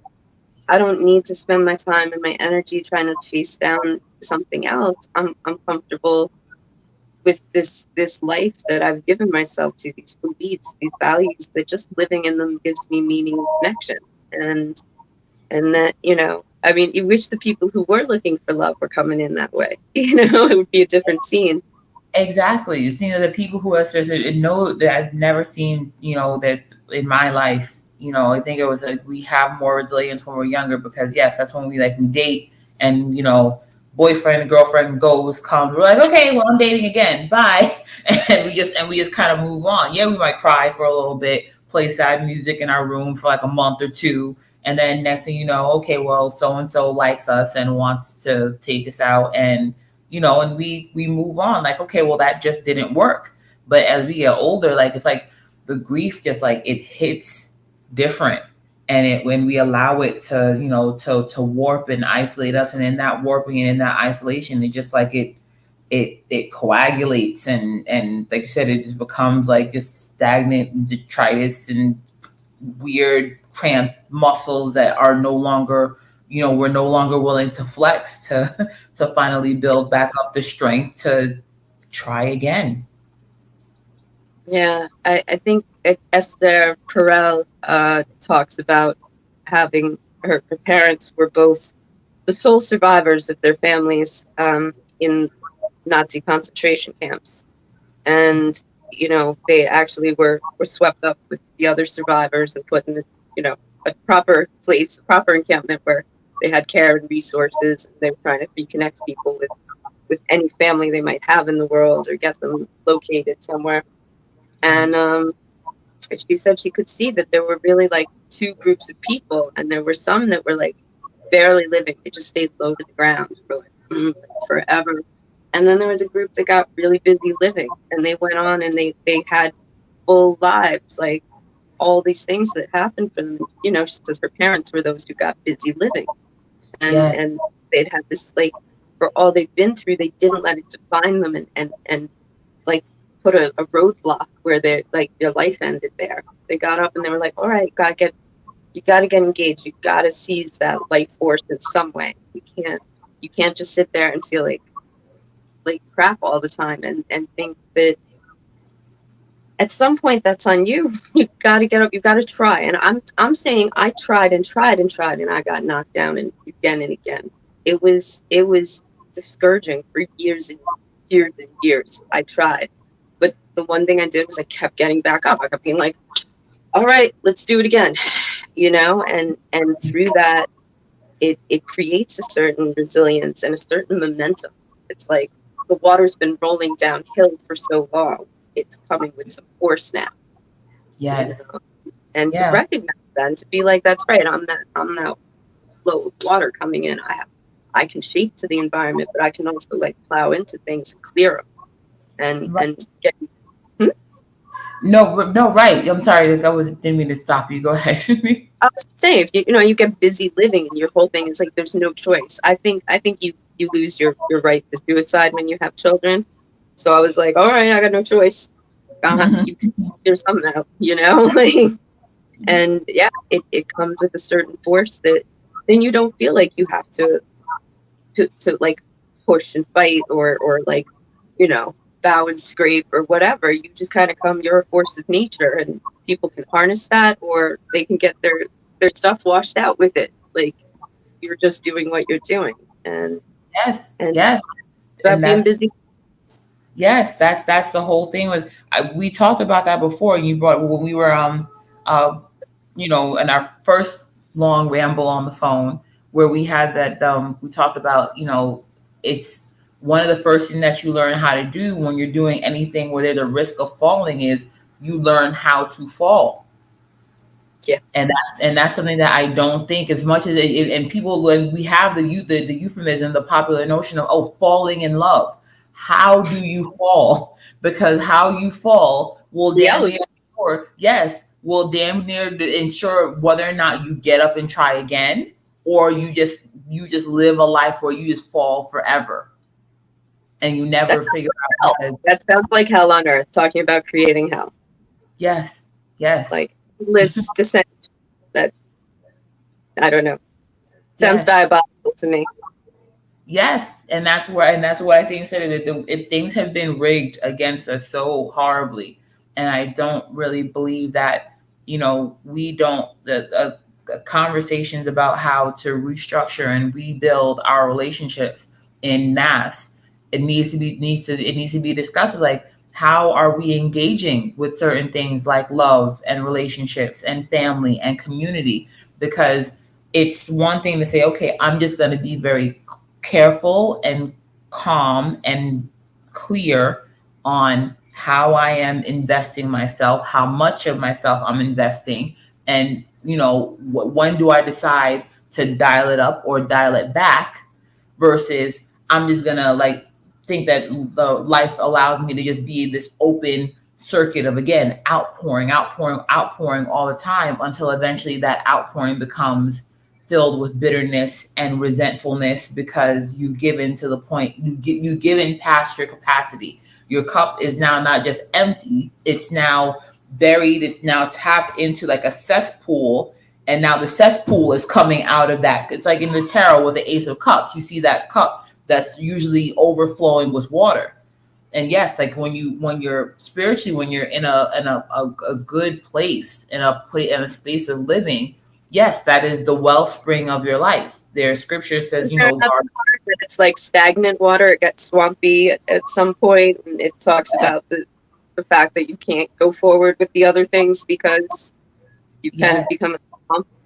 yes, right. All you're doing is now is this you're now a fountain of of water that's filled with dysentery. So anyone who drinks from you is going to become sick because you're sick. Yeah, and so I mean that's the personal responsibility side to be like, I don't want to go around the world making people sick. There must be ways I can get under my own nonsense and do better. That I can come and I can be kind and I can be gentle and I can be productive and I can be fierce if I need to. But most of the time, it turns out you don't really need that. It's like you need a little more of like a judo mindset, right? And it's sort of like avoid the conflict and find the way through anyway. Yeah. So yeah, yeah. it really is about making those choices within ourselves. And I don't know. I think if people really want to have good relationships in the world, any kind, friendships, family, whatever, at your job, whatever you're doing, you've got to be able to work with people and get along. Right. Oh, Yeah. What do you got want? some personal issues over on that side there. Right, exactly. We're having a Oh, tumultuous. cats don't work. What am I saying? Right. Just one more. Yeah, Okay. What do you need? What do you want? What's going on? everything. I want all of the things human, Right. Exactly. There you go. and I want Now, it now. right. You wanted treats? Like, You got treats. like I want a new palooka. Right. He's sitting there like patting his little treat box thingy, and like, hey, make with the snacks. Human, make with so he's got his snacks. Feed me. Yeah, but that's what what's not necessarily taught, and on the back end of like, okay, it's wonderful to fall in love, but like the other side of like, again, how do you fall, and when you fall, how do you get back up? What happens when the fall stops and you hit, again, we talked about whether your rock bottom is a tombstone or a grave, or is it a springboard for your next rise, for your ascent out of rock bottom. Yeah, and it's also it's what were we saying? You can roll with the punches, but you're still getting punched. And I think like falling in love is sort of like that. Where like if you're falling, it's probably not into love. It's probably into delusion, fantasy, some sort of escapism.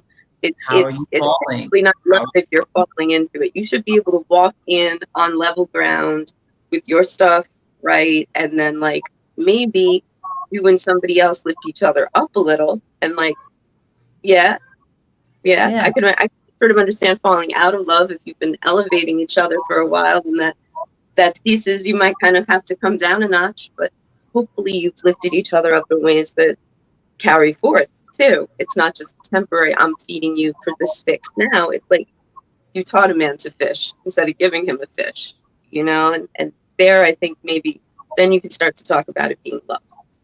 Right. If anything, I think that might be something, a possible modality. Do you think for relationships is like closure counseling, or like Mhm. divorce counseling? Like, yes, while you're going through a divorce, we also have to work on they talk about the division of property and assets, and the division of home, and the division of of all that. But what about the division of feelings? What about, okay, well, you need counseling to say, you know what? Well, no, how do you expect the relationship to work if you're behaving this way? How do you expect the relationship to work if you're behaving that way? There is no, oh, it's all his fault, it's all her fault, it's all their fault. Like, no, like people who will actually like help you, like healthily assess why it did not work, and say, hey, like, you can't just say, if just the point that just the fact that people come out of divorces and out of relationships saying it's all them, it was all their fault, means that they have it in they're already in a state of delusion that they had nothing to do, no culpability at all in why the relationship works, even at your most innocent, because someone was on whatever level abusive. You still allowed certain things. You still had a mindset that allowed certain things. You had something around boundaries, or you had certain ways of idealizing someone that was not healthy that allowed for that to happen. So Yeah. both Sometimes people, it goes right back down to like, how did you get there in the first place? I think yeah, that's the one I get myself in trouble with. Like, I look back at like historically, I'm like, yeah, how did I get there? Like, I gotta be more aware where I'm walking to and like who I'm bringing with me. Like, how did I even get there? That was always the one. Like, and then I'd be in it too deep, and then I'd be like, oh wait, that wasn't smooth. Oop, and then whether you make good choices and cut it and like spare everybody the added suffering, or you try to keep it going and just get the bonus round of suffering for the effort. yeah, right, Whatever. exactly. You come to a place where you kind of like, oh, how did I get here? That might have been all you did wrong, was you were like, oh, I thought it was a carnival. Them red flags look like Six Flags. I was ready for the roller coaster. That was like That's permanently in my like rotation now, I think. You Yes, know, because you're like, I don't know, it looked like fun. You're like, that was the clue. I thought it was. I thought they were rides, and I got there, and the only ride that was there was a bullet train to hell. I'm sorry. I should have. And it was a bumpy ride at that. Exactly. You know, so it wasn't even a smooth one. It was a bumper cars to hell. And and I thought that I could drive, so I should be able to do it. Like the little things like that is, that's ego to say, oh, I thought that I could You're fix still that. responsible. You've still got yourself there. Like that's still you got to be like, oh, yep. At least I did that. You know, like I chose a person who would treat me that way. That's Yeah. like if that's the only responsibility you can take that. Yes, exactly. Like sometimes, like even in the slightest, you can say that, look, I thought that my virtues and my character was gonna be enough that the relationship could float on. That is an overestimation of your own capabilities. That is you idealizing yourself. That is Mm, you putting yourself on a pedestal and thinking that again you have a savior complex. All those things, and again that people try to put out there as to why they keep getting in certain types of relationship dynamics. It's like, no, like it's not that, oh, that they weren't good enough and you were just too good. It's the fact that you thought that you were too good that allowed them to take advantage because you were already signing yourself up to do all the work. yeah, yeah. And there's a difference between me saying go in and be open, like accepting you're going to get hurt. I'm not saying lie there and just let it be the thing that defines your experience there. I'm saying, it's going to happen. Try to address it, try to adjust for it. If you can't adjust for it, get yourself extricated as soon as possible, you know. But like, yeah, it's just like, but I needed to show how good I was by doing all these things and being the good guy. And because I'm the kind of person who I'm like, don't be that guy then. Then don't be that guy. Yeah, right. Exactly. You can't don't be the person that's sitting there blowing smoke up your own ass because clearly you see that's not enough. You actually have to be like out here on ground zero on equal footing with whoever it is you get involved in, as opposed to blowing your traits and your abilities out of proportion because no, when you got into the thick of it, you couldn't handle everything on your own. And then you got resentful, passive aggressive, whatever that looks like when you realize, oh, I really do have a limit, and I don't appreciate being pushed beyond it. And I got into it with someone who was going to push beyond it. That was my fault. It's about sort of saying like, yeah, I'll come.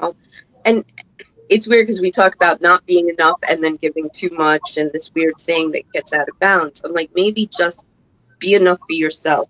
Come complete. Make room for somebody else.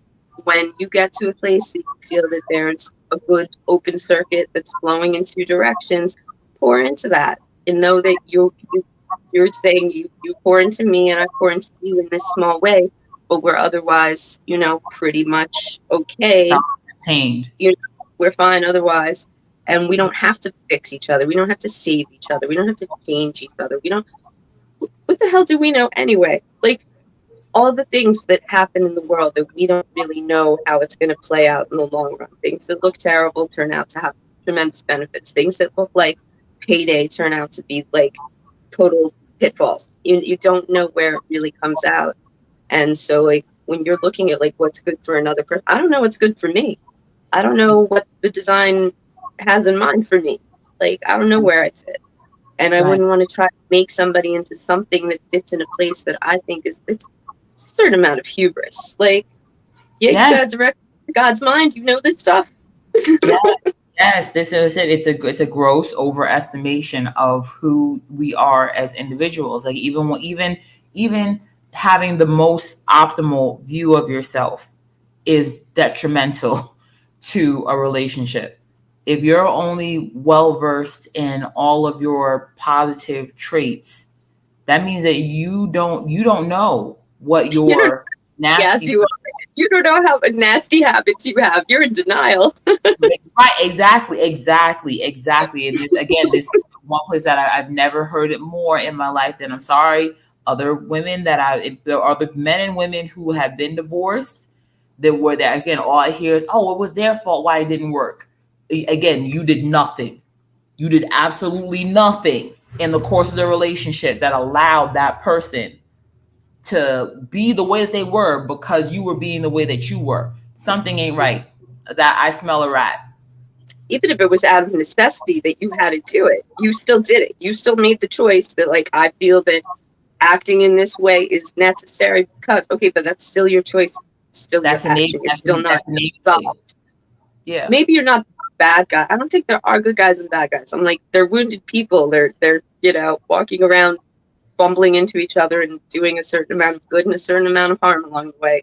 That's as much as I've been able to actually witness good guys and bad guys in action. I'm like, yeah, it's not a matter of, I think that's subjective, but what's not subjective is the fact that everybody has equal, maybe not even if it's not equally uh uh equal hand, there's equal culpability in why a relationship between two people does not work.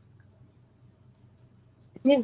And I think it's like, well, I don't want to be blamed for this. I'm like, it's not blame when you take responsibility. You're empowering yourself. It's such an opportunity to be like, okay, so I wasn't a hapless victim and I had no way of seeing what was happening. I had no way of steering it. I had no way of making informed decisions. I had no way of like working to like at least hatch an exit strategy if I couldn't leave.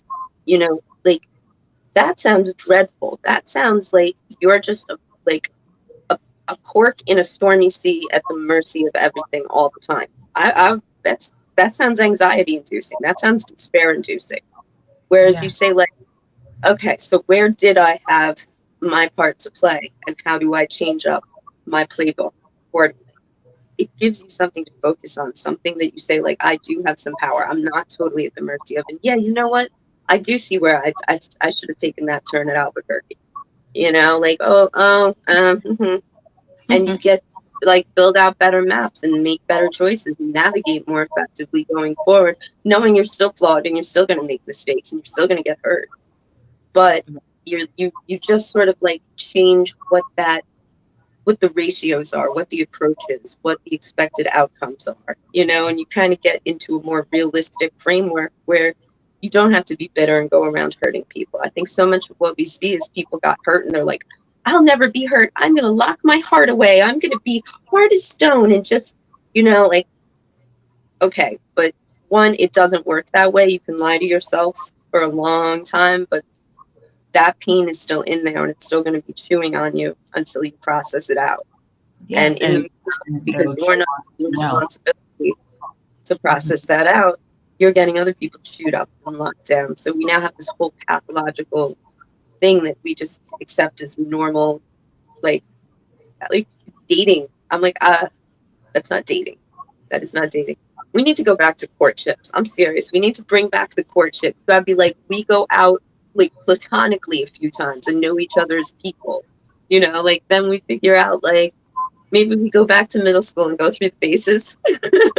Yes. Each other more physically, like So not to put all my business out there on Front Street, but for the little bit of interest that I am showing in someone now, it has been kind of like it has been me seeing the ways in which I was probably messed up after I divorced, and the ways that other people take advantage of your pain when your pain is unexpressed and unprocessed, and you're in survival mode just trying to like not get hurt again. It actually just expedites the instances where you get hurt, and no one is going to stop you from harming yourself if you're already prone to self-harming, if you're already amputating part of your emotions and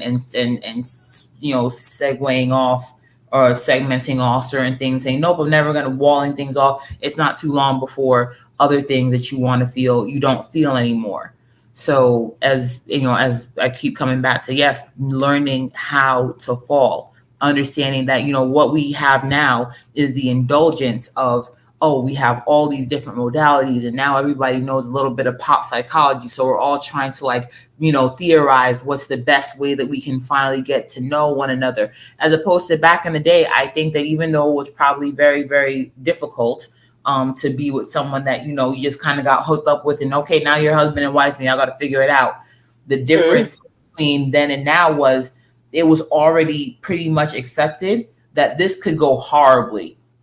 Like that I think that's probably the conversation that happened after arranged marriage. Like, this could go horribly, and I don't know you, so I'm gonna treat you with the respect of someone who does not know you, and let's see if we can at least work to the part where we like one another. Forget love. We're not even worried about love. I don't know you, you don't know me, and we're just gonna respect that. And working from that space of respect for the unknown allowed people to give to the unknown space until you had an idea of who it was you were working with. Now we are actually, like, we have the opportunity to like who we get involved with, because dating is an entirely different entity now, and we can't tolerate each other worth a damn. So what are we doing wrong? Yeah, it's true. You're given all the choice and you're happy with none of the options, where people, I mean, I don't know how much people just like were lucky to die at 42, because once upon a time till death do our part. So it's part like We're would be in very my short. by now. I'd be like, okay, I'm dead and done anyway. Like I don't have to Right. think ahead. Right, exactly. You know, Exactly. I love them their whole life, their whole our whole 45 lives. years of living. So yeah, so they get all from at 32 and die or whatever. And I mean that's part of it too. Is even today we think we live. We'll be together until our golden years. You don't know. Nobody gets a guarantee on their expiration date.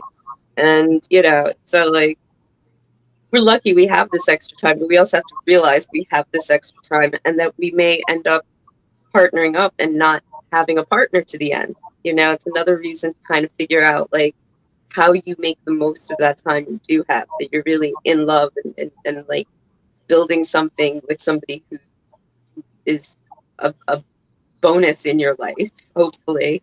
And, Right.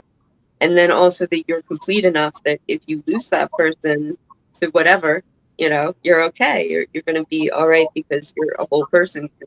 We do live longer now, and yeah, it's a different demand, and we're also expected to like the romantic partner is expected to fulfill all of the roles. This is Esther Perel also talked about how you have to be like, the lover, the like homeowner and partner, and you have to be able to deal with the kids and probably have a job or some other pursuits. You've got to balance with that, and then you've got to be spontaneous, but you have to be really organized to have everything lined up so that you can have those spontaneous moments. And it's like you've got to be all these people. You used to have a village to help you with all these things. You used to not have these many demands. There was usually a mother at home and like the man out in the workforce in one way or another.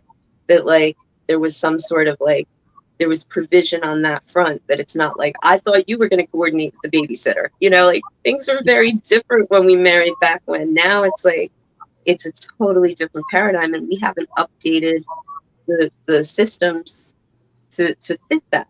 Yeah, I don't our think we can system has been put the drastically toothpaste back retarded. in the tube, but like maybe we can update the systems to recognize that's where we are, and our own thinking about it. But I don't know. We don't end up just so heartbroken and bitter about everything that we're like everybody. Yeah, there's no real love. Everybody cheats. Everything. I'm like, that starts with you again, though. Like, you're not going to find a partner who's going to be faithful to you if you're not faithful to you.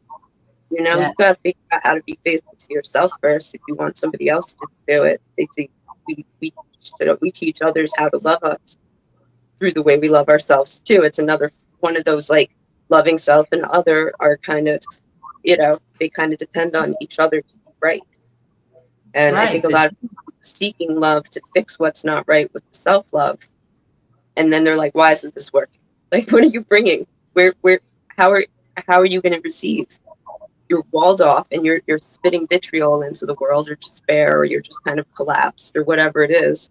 And then you're like, come love me and fix it. Love me better. Love me until I'm fixed. Like, it's, Yeah, no I one don't think showed that's up. how it works. Yeah, no one showed up for that, and ultimately, again, this is where I'm at, where I'm like, I don't get the whole, just keep dating and dating and dating and dating and screwing and screwing and screwing and screwing until you finally find someone that you can tolerate.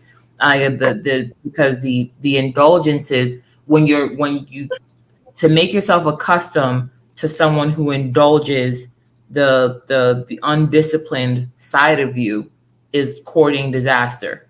In my Yeah. again, in my opinion, because people seem to get pissed off about my opinion. But my opinion is that yes, when I've had partners that let me just spend money or not go to work because they want to hang out, or blow off, other things that I know are important, skip appointments because to hang out with them. All the people that enabled the worst of me, they took advantage of the worst of me, got what they wanted, and that made me even more angry that the relationship did not work out. I think that the faster that we keep on cycling through people, it just increases the propensity for us to more than likely wind up with someone who might have any number of disorders. Who knows? But the point is, is that even if they don't have some type of personality disorder, there's still someone that is going to enable the worst of you so that they get what they want out of it, and then you're sitting there angry at who you became and everything that you let fall apart because you didn't have the discipline, and not the self love and the self delusion and the no, like the ability to embody and maintain your devotion to what keeps you healthy. If someone wants to chip away at the habits and the things that keep you healthy and organized and clear minded, self-embodied, self-efficacious, and whatnot, it's like, well, then what did you think you were going to get from them if they just had no problem throwing a wrench in everything that you do for the sake of having a good time? What happens when the good time isn't a good time anymore? Yeah. And they're not going to come and like be like, oh, that's okay. I'll help you put this all back together. No, That's no, not. no. It They go doesn't go and with that file really. So yeah, they go and find the next person who was like you were when they met you. yeah, yeah. And I don't know. It's something that stands through my head now. I've lost it. I'm good at that. It's so many things are sparking. Some of the ricochets just go right back out the ear. Yeah, Um, in terms of the kind of people who would encourage you to like be slothful and fall off your path. Um, yeah, I think that we have to also be mindful of like why can't we give ourselves permission to take it easy sometimes rather than letting people in who give us that like, oh well, yeah, you're right, I should just like, maybe we should be able to like dole out the necessary breaks and whatever we need, but like yeah, you never want to be the smartest person in the room. You'll never learn anything that way, right? yes, You always want people who know better than you, and like I think in love, you want somebody who's maybe not your better, but who's like always bettering themselves. They're always on that path to be more and to grow, and like you can go and like walk on a path, your path, that be like trying to grow, and you can sort of like, I don't know, you can walk parallel and you can help each other up if you stumble.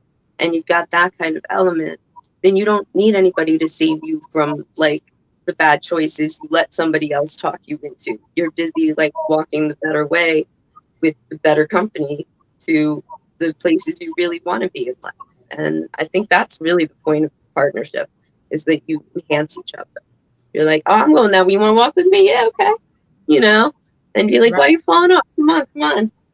right, Oh, you tripped here. I'll give you a hand up. But like, it's in the idea of like two capable people walking their own paths in parallel and like having a connection across that space between them, and encouraging each other. And we should always seek people who are like, you don't, I don't think anybody has it all together. When we look at people and we're like, oh, this person's so good at this, or they have such good ideas about this, or they're so skilled at, okay. But they also have their list of things that are all messed up. Like nobody's got this all worked out. Nobody's really in some perfected state. So you have to be able to look at people and be like, okay, we're not all at the same level. Sometimes you can find compliments too. You can be like, oh, I'm really good with like, okay, I'm good at like coming up with plans and starting like you have nothing and you need something. I'm the guy. You need it maintained and managed. I can do that pretty well. You need it fixed after it's broken, like not like a repair job. I mean, like, like don't come to me after it's a mess and ask me to clean it up. I will make Mhm. a system. I will maintain it. I'll like tighten it up.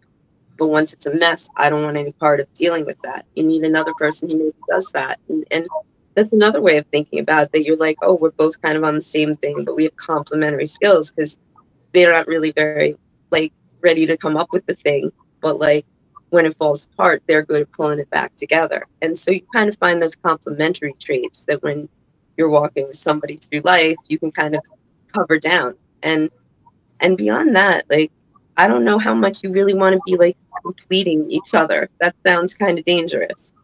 Yeah, no, I've never been a fan of that whole "oh, you complete me" thing. Like, there's the dating coach, what's his name? Matthew Hussey. He talked about that one that you would want to, when you're looking for a partner. You What's best is that you find someone who, because what we're good at is considered a mutation.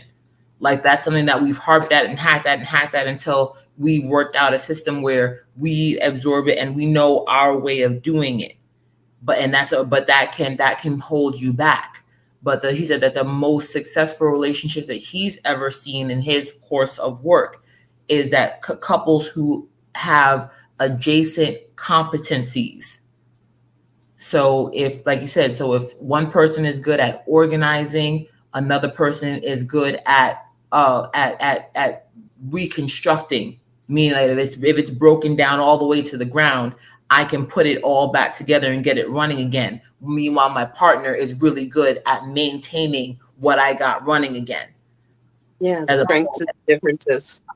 Yes, exactly. It's this complementary skill. So this way now, not one person is getting stuck feeling like they have to do the same thing over and over and over and over again with no reprieve and no, chance to, as you said, to take a break and say, I actually don't have to worry about being on 24/7, because once I get this going, I have a partner who can handle the other half, or can handle a different aspect of it, and actually, like, refresh my mind by introducing it or inviting me to an aspect that I didn't see because of my mutation. Yeah. And then, you can appreciate and value each other for that piece you bring. And that's sort of part of how like the healthy bond is formed. But the idea is you're still like enhancing, augmenting, elevating each other in that process, that I think we kind of come and we just get like, I don't know, save me with your love, or like I'm gonna save you with my love. Like, you got both kinds out there, and then when they tend to connect, it doesn't tend to go well. So we're like, love is hopeless, people are terrible and all of this. I'm like, or No, we need what to are we revisit the practices and the ideas we're working with. exactly? Like, it's no, love didn't fail us. Our idealization of what love is supposed to tolerate, or the weight that love is supposed to pull, is what makes us bitter at love. Love shows up like, what is the I don't know who made the saying, but I actually think I heard it like at the end of Memoirs of a Geisha, where the little like poem that the narrator shares, that like you can't tell the sun to be more sun. Like, like it's we keep on asking for love to be more love. Love is love. Yeah. Whatever else you tack onto it is something that will possibly be the reason why love gets lost in the mix, because you're asking of it something that it's not. Love is a state of being. Love is a ground to cultivate, in my opinion. Again, my opinion. Love is a state to be in. It is a relational state. If we have individual states, it's a relational state that can be fluid, and yes, it can be comprised of a lot of complementary elements. But I don't think that it can handle the weight of us not even having a loving relationship, or having a well enough defined and loving and devoting relationship to who it is we have the capability of being at our best and our worst without being well versed with who we are, then what is that going to look like? Yeah. Yeah, because it does have to be comprehensive. It does have to be the best and the worst. You have to like know covering all the good and all the not so good, and you do too. And how do we make those parts work together? That it ultimately it is all good. We can figure it out. Um, yeah, because I think people want to like be able to slice that off and be like, oh, but in this it'll be perfect, and none of those things will be problems. You come No, with no preparation, no plan, no like, no fire drill. Like you're just yeah, same thing. This is why politicians are able to, on the macro scale. This is why, again, the powers that be are able to do what it is they're able to do, because we have all these weird ideals that, oh, things can possibly be made perfect, and we finally vote this way or finally purchase this product and boycott this one. Like, no, it's looking at the actual and trying to make the optimal or bring the optimal out of the actual. If what's working right now is not working because we have a myriad of documents and things that show that most of the people in power are jacked up, okay, then by this point, what would be optimal is that the people find ways to start collaborating, because we have to start taking certain processes out of their hands, or it's not going to change. Why do we continue to ask for blood out of a rock? Yeah. in Lunar's case because he's a cat, but Yeah. we're not cats. We should know better. Yes. Yeah, it's unrealistic expectations. I think we used to, for better and for worse, the church used to be sort of the social services, and it wasn't like a government agency doing that. And there were many benefits and many issues with that being so, but it was more of the people for the by the people for the people, and that I think we really lost a lot of our sense of responsibility, our sense of charity, our sense of security when we started outsourcing that to ever larger and more anonymous, like institutions, agencies. Like it's like the government's going to come fix this for us. Where like you at least could walk into the church where like they would have the service, whatever resources or services or whatever you needed. You could leave your baby on the doorstep, and like no questions asked. Like the child would be cared for, and like there were things that were just much more like home based, kind of like in your community, and they had the influence, and they could respond to the changing conditions on the ground to like meet the actual needs, or seek out the resources to help close the gap where they couldn't meet the needs. And I think it's just become so big and anonymous that we don't get anything from it anymore. Right, and the thing about, in my opinion, again, like this is where I said, well, I don't think there's anything different or wrong with organized religion, other than it's like they keep the walls that we have dividing them.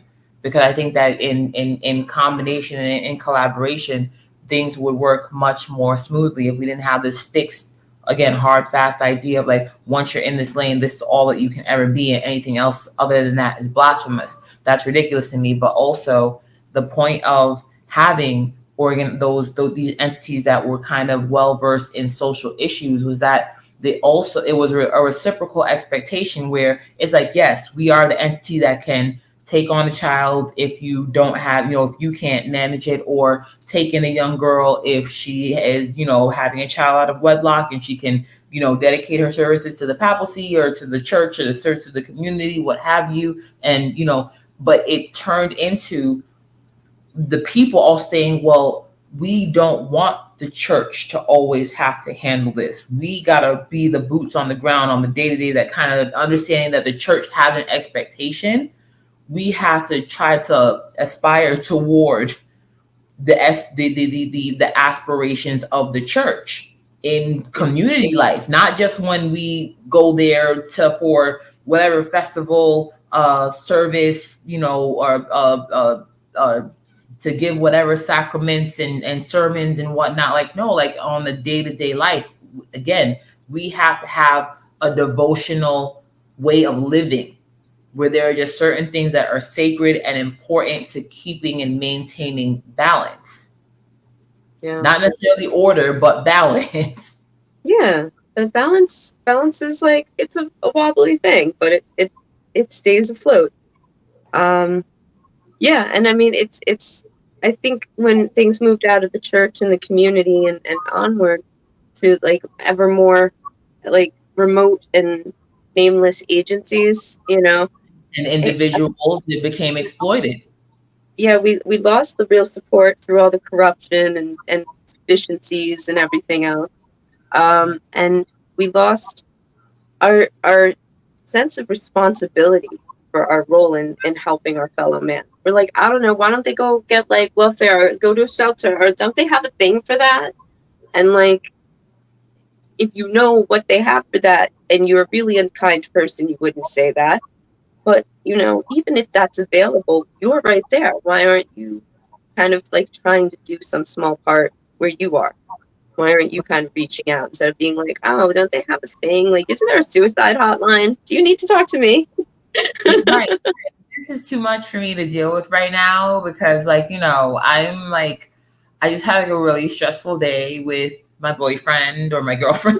I can't talk to you right now. Like, yeah, like just like the again, like then it turns into like the the the thin tethered or the thin ties that bind us in like these types of relationships, of friendships, whether friendships, family relationships that of course again don't have the bandwidth to handle when life does what life does and does some and calls audible, and now we're like, oh, I thought I had support and I'm my support. Yeah. And that's when you've always got to know that you've got a good ally in that. Like that's, it will come back to that. So you definitely have to be like good with yourself first.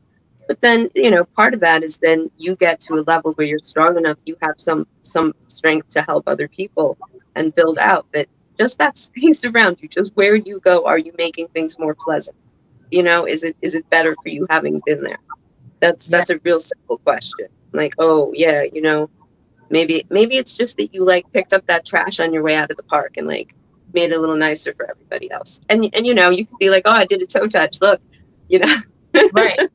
Even if it's something little, like yeah, like even if like, okay, well, I again, I can't bring someone who's indigent and and that's into my home, but what I can do is I can contact the agency that I know is very well versed in resources and how to help people, and maybe propose to them that they come to the church, or we organize an event where there's a lot of people that I see who have this problem, and maybe they see it, and now it's within their grasp. They can go themselves, and then that gives people back their dignity to know that, hey, this service became available because there was a fair, and or a drive, and I went and saw that they were doing this and went and got myself some help, as opposed to, yes, like you said, instead of feeding someone fish, no, bring them to the ocean. They'll go and they'll figure out how to find the fish. Yeah. And so yeah, when we can't do that if we're not worked out with ourselves. It really is it's a social responsibility. It's a responsibility to the species, that we get our stuff sort of put back. I really think we all have to get busy finding ways to heal those parts of us that are, I mean, they put so much money in corporate America. They like try to figure out how to get the most productivity per employee. And I'm like, why don't we look at like the most quality of life per person? Because then you will definitely get the productivity. Yes, right. It's But easier, it's easier math just to like squeeze like the best into people that then they're overflowing and have it to put out. Then you're trying to just extract that last drop of effort from a person. Like people will and that make an effort naturally from passion, and they'll do more, and they'll do better because it's coming from that root. And taking care of ourselves and then collectively making sure everybody's okay.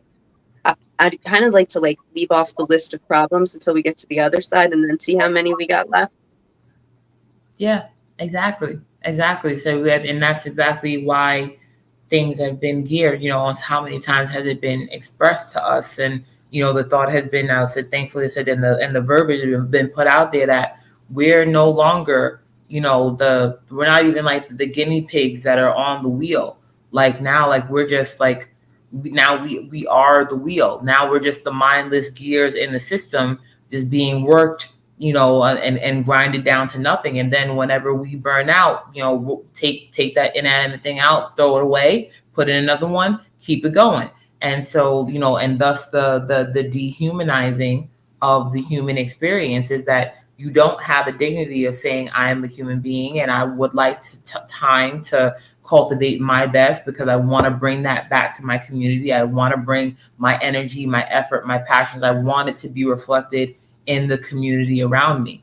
I don't want to just be, taking mindlessly and endlessly from the system, that is a community. I want to be able to give back to it as it has given to me.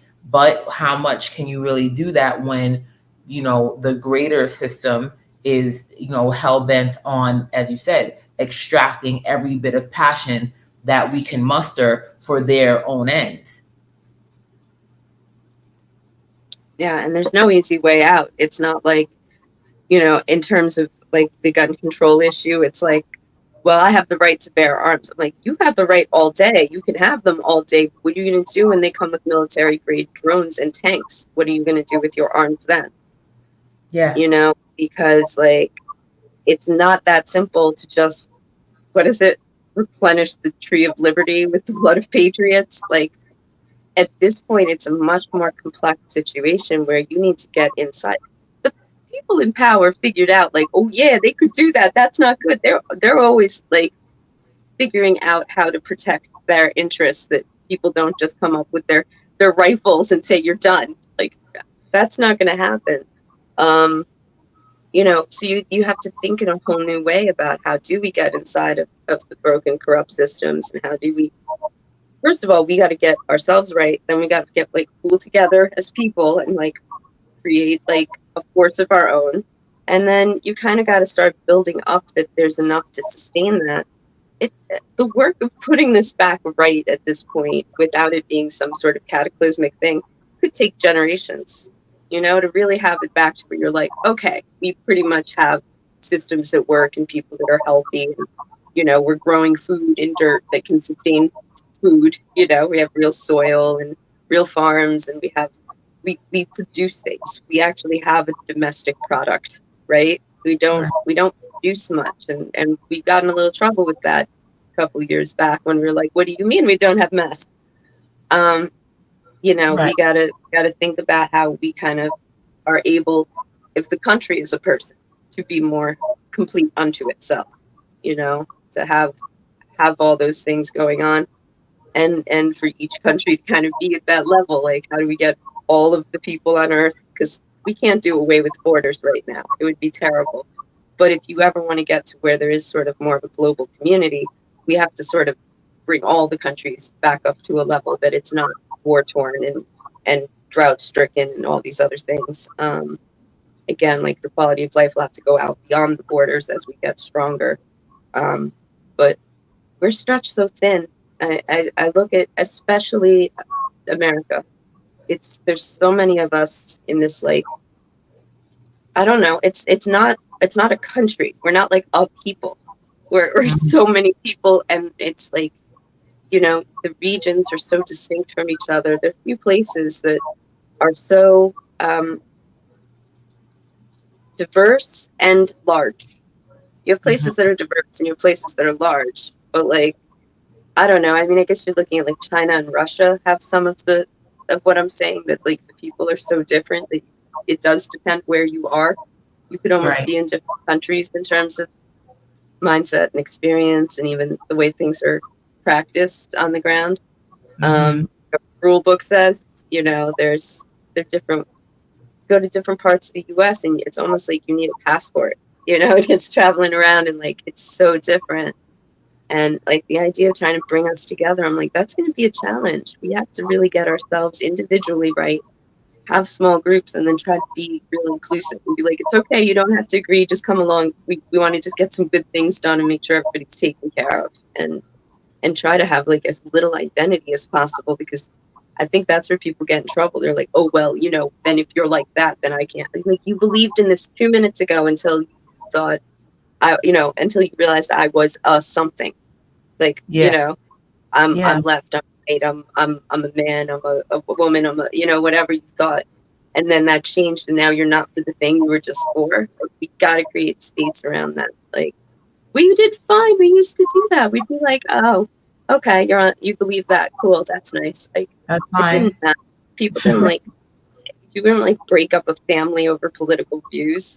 Like, that wasn't not normally. I guess there are probably some households, but that wasn't the norm. You could be friends with people with totally different political views. They could both be of the same party and have differing views from each other on different issues. Now we Right. can't even. Now you have to buy it wholesale or you're a traitor. Oh, so, but that's historically, that's so at one point, there used to be, thought groups of, philosophical thought groups that, behave that way. Of you have to be able to argue the points of you have to be able to argue the other side's argument. You have to be able to understand and process the points that they would make, not argue your points. Do you understand their points to the point where you guys can adopt one another's stance and still and understand and be well versed in and have a good faith debate, that shows that you're both adept, and meaning that you have a full view. If one party has one side of the discussion, you have the other, so it can come together and actually, like, we feel that we are came to some mutual consensus. And again, that space of respect. This is where, as far as Jung is concerned, and him believing in aeons and what would happen on, like, the age of Aquarius, is again, like, it's understanding the individual within the human individual within the system of humanity. So it's not about just looking at, like, everyone, oh, we're all the same and we should all get along. No, respect the individual as another entity unto itself, unto themselves. And can you understand where they're coming from? Do you have the willingness? Do you have the patience, the tolerance, the stability of an awareness and relationship with yourself enough to not be threatened by the fact that someone may not necessarily endorse and agree with everything that you do, without totally condemning them to the margins of life because they don't think like you, or they don't speak like you, or they're not from your particular demographic, financially, racially, ethnically, or what have you. At what point are we losing out on all the potential that we have in this world simply because of the pettiness of a disagreement on what brand someone buys or what medicine someone chooses to take, as opposed to saying, I'm just glad that there's medicine available and that prevented a massive loss of human life. And if you chose not to do that, you're practicing your own little thing that allows you to maintain your health and your well-being, and we're both alive and in this together another day. Like, that's what the whole 2020 into 2021 was. You need to declare what side you were on. Like, that's supposed to, like, give you again a certain level of social access and camaraderie and respect that anyone else who did anything different from that did not deserve. Yeah, and it was so pronounced. I kind of wonder if it wasn't just a desperation to like be accepted by a side. You'd be like, well, I'm more agree with them, so I'll just go along with everything, so I can be on their side, so I can feel like accepted. I can feel like I Why belong. I can feel like people get my back and say the same thing I'm saying. And like, I think like the disconnect really made that a lot easier to exploit. That feeling of needing to belong and to have clarity amidst all the confusion. We're not conditioned to cope with uncertainty real well. We always want the sure thing. I'm like, the sure thing might suck. You don't know. Like, maybe we work on taking what it comes downstream and like responding to it and interacting with it as it comes and letting it go as it needs to go, and kind of just being accept a certain amount of uncertainty. There are places where you absolutely do need your clarity, but there are so many things like that. We were kind of figuring it out as we went along in 2020, 21. We're still kind of figuring things out at this point, and there'll be more insight as time goes on, and you can conduct proper longitudinal studies. Right. Um, so we don't really know, and so maybe just chill and be like, these are the things I've come out so far. I have my own ideas about it, but nobody knows. Let's take it easy and try to like find the best solution. And if you don't like the solution, I'm sorry. Are you not like democracy? Because like if you really don't like democracy, there are countries that don't have democracy. You can go there and they'll tell you how it is, and Yeah. that's what you get, and that's what you do. And it was funny. I was struck by what's her name? Is it Yeonmi Park who escaped North Korea? And she talked about having like a certain amount of distress when she was in South Korea and they took her to go clothes shopping. And like she was overwhelmed. She ran out of the store crying because she was so confused and overwhelmed by all the choices. She didn't know what to do because her whole life she'd been told these are your clothes and this is what you wear. And that part of her life was simple. And it was like a huge culture shock being like, I don't know, do you like this? And she's like, too much, too much. We're not really evolved to deal with that. And if we're not conditioned into it by some like rabid consumer culture like ours, it can be overwhelming. And we forget that. Like people are going to get scared and want things dictated to them on a level. It's, which I don't care for. I'd rather be scared and figure it out. Like I'll work it out. I really value the liberties we have, and I do accept democracy because that means half the people going to be unhappy. That's just what it means. Like half you going to get what you want, half you going to be unhappy. Roughly, hopefully, it's more like 70-80% agree on the thing. But how often does it come down to almost 50-50 where you're like, all right, that's half the people going to be unhappy, and we just agree to that. We're like, yeah, okay, we lost that round, but we got this one, and you choose your battles. And that's how democracy works. It's not everybody's happy. Everybody has no, it's like you won on that round and then you got it your way here. We won that round and now it's our way over here. We don't like that it's your way. You don't like that it's our way, but we agreed to it. And we're sporting and we're accountable. And those things are, let's bring back values like that, like good sportsmanship and accountability. How do we make that sexy? How do we like turn that in? Like, I'm going to start an ad campaign for like unsexy values and like try to make them seem as sexy as possible. Yes, this is where I was saying that the counterculture network needs to be built because they go and broadcast because our capacity to accept that everything does not go your way all the time has been drastically diminished. And I don't think that we don't have the bandwidth to understand or accept uncertainty. But it's like, okay, what we have been bred, especially in this country, to experience is that not only is there no certainty, but like the things that certainty, the illusion of certainty is painted around, it still proves to be uncertain. How many things again it happens when we vote?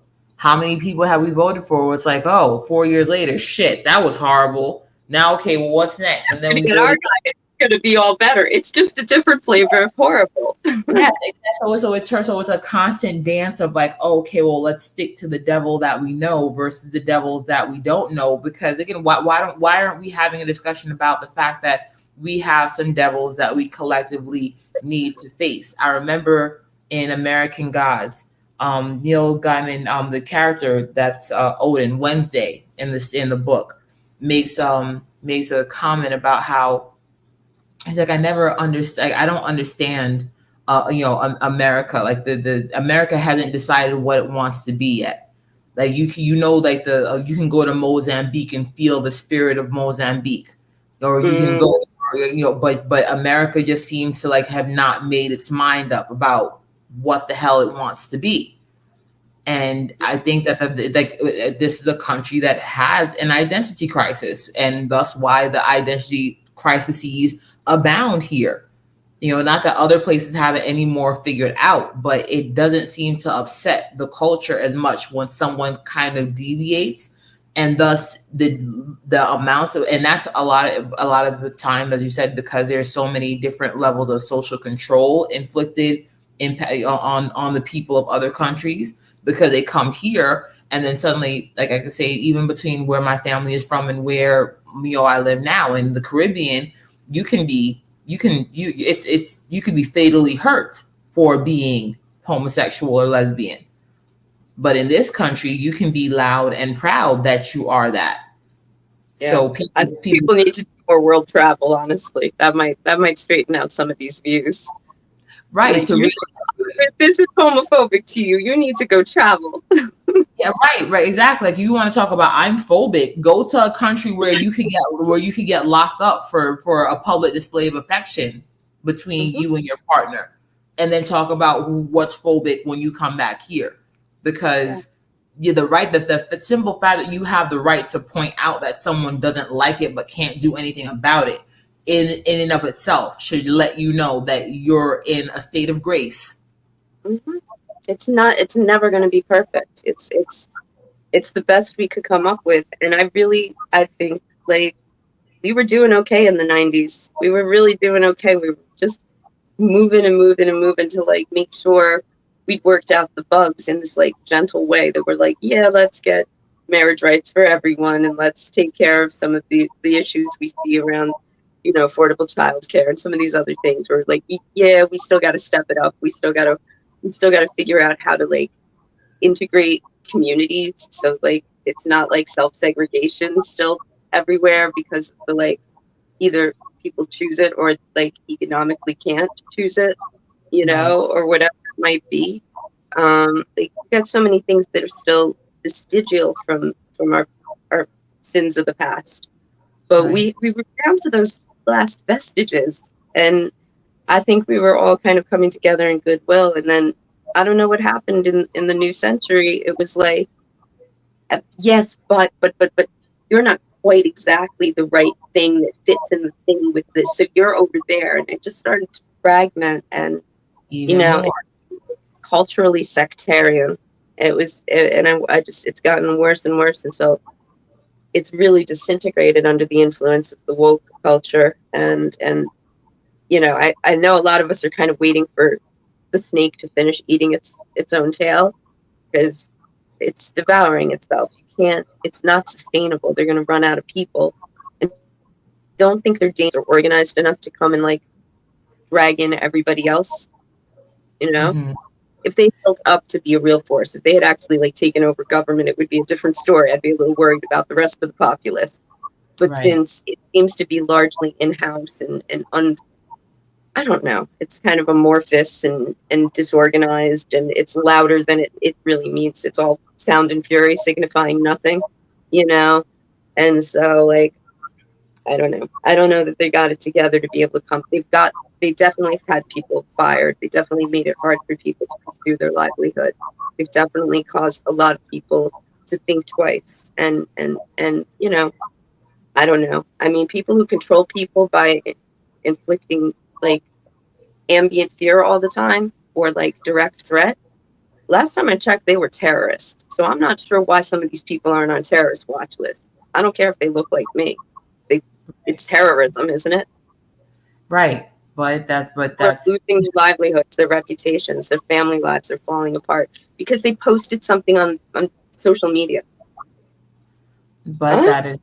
that is something that that this country unfortunately was founded on, was terrorism. So, you know, We step from the early days to get our yes, crimes if in you really different. want, if you talk to some indigenous folk, they're saying, you know what, America is being what America has always been, a terrorist. That's true, but we keep trying to civilize ourselves, and we were getting somewhere with it. It's like, but now we're back to having to lay down the newspaper. I'm like, how did we get back to this? It's like we were almost housebroken, and now we're back to, like, paper training. But I dare say that it never changed. Like, I remember the quote that of George Carlin, where he's like, like, America, like, we have a very weird weird setup in this society where we have all these unnecessary things. You can buy cinnamon flavored dental floss, but there are homeless people in the street. Like our priorities, in my opinion, for as long as I can remember my 38 years of life, have never been on let's like really get to the roots of some of these causes and eradicate them, because it's not like we don't have the means. We have an abundance of means, but none of them are being as militantly manned and driven like all of the other exploits and exploitations that are being deployed throughout the world to have certain things addressed. So it's a matter of like, yeah, like what's more pressing, us capitalizing off of the dysfunction or us addressing the dysfunction. And it's been, this country has developed along the line of exploiting the dysfunction. Yeah, it's true. I mean, that goes all the way to the roots. But I think there's a difference between what our government has done in policy and maybe some of the ultra wealthy people, and what the spirit of the people has been, though. I would say, like, I can't begin to argue with you. I think you're absolutely right that America, like, this world force, yeah, has definitely it's a lot to answer for.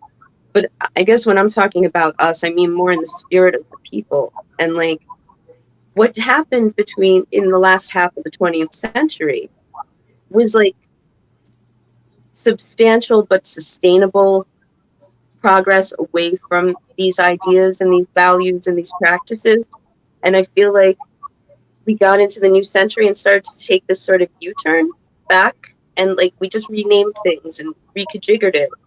And it's very confusing because it's the left is sort of taking it back to what the right had been doing wrong originally. That's a mouthful. Took it back to where the right were wrong. But yeah, I mean, I remember it was like family values and young Republicans, and like all of that scene was like crazy back in the day, bombing abortion clinics, and like it's completely out of control. And like we were like, we got to get this under control. And I thought that had kind of washed out, but it just kind of swung to the other side and came back playing the same tune again. And it just seemed like there was a brief moment in between where I'm like, this is almost right. We're starting to like, give us another 10, 15 years to pull out the other things that need fixing up and we'll be okay. But it just, we didn't get to the rest of the list before people started creating new problems. Like, when did this much time and attention and like, material resources go to making sure that trans people are okay? When most of the people I know who, have sort of like had that journey in their life are like, you could leave me alone. That would be nice. That would be about all I need. Stop speaking for me. Yeah, I would like I would like my issues out of your mouth, because I'm actually like living my life the best that I can, and I don't need you making a platform and doing all these funds that really don't benefit me or any young person who is experiencing the same thing or considering it. Yeah, like it doesn't help us that this kind of seems to be like the new ploy for allegiance is really, in my opinion, what they're doing. But I don't know. I think that the Mayans were right. After 2000, there's some new evil just spread into the world, and it's been running rampant ever since. So maybe that's it. Maybe we're overthinking it. It's just evil spirits have gotten a hold of us. But yeah, I don't know. I think you got to find it with good spirit. Right. I mean, I would still say that yes, I think that there's a a remnant that still dwells in us, to collectively want to see, mankind not blow itself to smithereens, or become, pod people who can't, live their lives naturally anymore with the natural rhythm of the world. But there's some persistent force in us that does everything from give an individual mental issues to having whole systems that hinge on individuals having health issues, because they're banking on it on many levels. So, it's not that we the people want to be this way, but I think that that's the real trickle down, is the fact that if you have corruption on high, we are here in the below trying to dodge it because the sky is falling. Yeah. Well, maybe it'll bring down the powers on high to eye level and we can have a talking to. Um, I don't know. I just think I think it is about us realizing that we have responsibilities. We Yes. you know, you and I have done the work that's like, oh wait, yeah, no, I gotta take care of this. This is on me to do.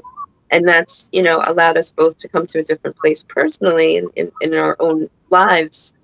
But I think we need to start figuring out ways to make that like a collective exercise of like, yes, we all have power here. We all have agency. We all have responsibility. We need to like rally around that and start putting some effort into to finding the ways because there are enough people. We can get around these ideas. We can come up with actionable plans, and we can start building out that.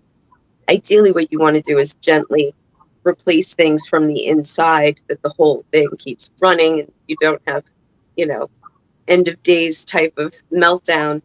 Um, but they were more like active and assertive in doing that, being like, yeah, we have to tap the brakes, we have to get involved, everybody at their own level, bring together whatever they can to like start the conversations about how we can, do this kind of healing on not just the individual level, but then the social level, that we go back to liking ourselves and each other. And I don't think we can ask to really like each other if we're so in conflict with ourselves as individuals. And yeah, it's about keep drilling in the message that, we can and we will do this. There's nothing wrong with you. Somebody's gonna get so mad you say there's nothing wrong with you. It'd be like, you don't know my struggles. I'm like, right, but they're Yeah. your struggles, and you are the one experiencing them, and you're the one paying. You're the one the suffering when you're not managing them, and that's the hell that you're living in. That you want somebody else to come fix? No, That you it's or you want others to come and join you in. Misery loves company. that's true too. Yeah, Yeah. and so it's just like it's a little suck fest of suffering and victim, like challenges. Like, but I'm the bigger victim because I really do hope it starts to lose steam on its own. But I think even that, then you still want to have something to move toward. As that falls off, you don't want to leave it to chance that people are going to latch on to some other bad, destructive idea. You kind of want to come in and say, like, can we start identifying which ways of thinking and acting on our own and with each other are going to get us all collectively a much better quality of life if we just get sober and focused and do the damn thing.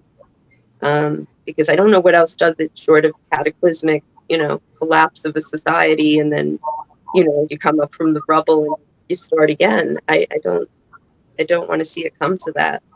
And I don't want to leave it to like, what's the next round of idiocracy because we didn't have a plan for what to move toward. And again, that's just things like saying people need to be able to heal and take control of their own share. But that's part, and that brings it full circle back to, like, even to not just having these kind of conversations online, but like taking this to the point where, yes, there are events that start to become set community centered on what is the next couple of years going to look like for you as an individual if the community is disintegrating. Are you thinking about your individual impact on the community? Do you have a vision for how you would like your community to impact you? Because I think that now communities are going to start to form around the conversations that are relevant to the community, and what communities and what matters to individuals, and how many individual opinions are actually taken into consideration against the broad scape of the collective, and how people feel like, well, I'm in a neighborhood where I embody what I believe, and therefore when I step out into my community, I'm in a community that acknowledges me. I'm involved in the entities and the activities that are formed and executed throughout the community to build these conversations, to have these moments where we're all finding out how can we best incorporate ourselves into this for the well-being of our, again, for the individual and the collective, instead of it. And this is a great thought space. The digital space is a great thought space to make it clear that this is a discussion that wants to be had for the people and the influencers and the groups that have discussions like these online. You know, whether they be about the realities of marriage, the realities of dating, the realities of, you know, dating multiple people, the realities of running a home or being an entrepreneur. Like, it's not something that's easy. It's not something that's, you know, you can't dial this in. You can't easy bake oven this. As Caribbean people say, you can't bandula this. It has to be a serious reflection of individual devotion to living a good life and define and being very self-defined and clear on what is a good life. Because whenever life comes and does what life does, and at some point there's all this ambient invitation to self-destruct, and you'll be given the means to concoct your own Molotov. Like, you'll be able to say, that doesn't seem like it's good for me. Like, I want warmth. I don't want an inferno. So no, thank you. I'm a tree in the forest, and it wouldn't make sense. It wouldn't be in my best interest to play with fire, because not only would it hurt me, it's going to burn down the forest. So how about I not? I've done it enough, or I've seen it done enough, that, like someone who's gotten over any other kind of addiction, I'm not going back. I refuse. I don't want to go back. I just got out. I'm not going back. Yeah, and it's about focus. It's saying, okay, well, my focus is on the fact that that door is closed behind me, and this is the route ahead. Like, this is where I'm going. Like, so much of it is about just sort of saying, where am I going to put my effort and my attention, and like, where do I, where do I show up again and again that I'm going to be able to further something over time. And yeah, saying like, okay, I'm not going back. Number one, everything I did to get here, back is not a direction. Okay, and then there's a whole lot of forward, so you got to comb out, where you want to be moving. But as you do that, you really can move more effectively and get the results consistent with what you said you set out to do. It's usually the disparities because you're not really doing what you want. You're like, yeah, I'm gonna do this thing. This thing's great, but like what you want in your heart keeps pulling you off course. Then you have to evaluate whether that is the thing for you, whether you are committed to that, whether that's the way in which you can serve yourself and others at the highest level. Sometimes you got to pull back and be like, oh, I like the idea of this. I like doing that. And find what you can carry from it into something else maybe. But to be clear about that like, what is in my heart? What do I really, really want? And for me, it's connection and community and to be in a world that is pleasant and surprising and awe-inspiring. Like it's pretty simple. I don't want to lie. I just want to feel alive in a world worth living in with other people who are alive and excited to be there. That's my mad scheme here.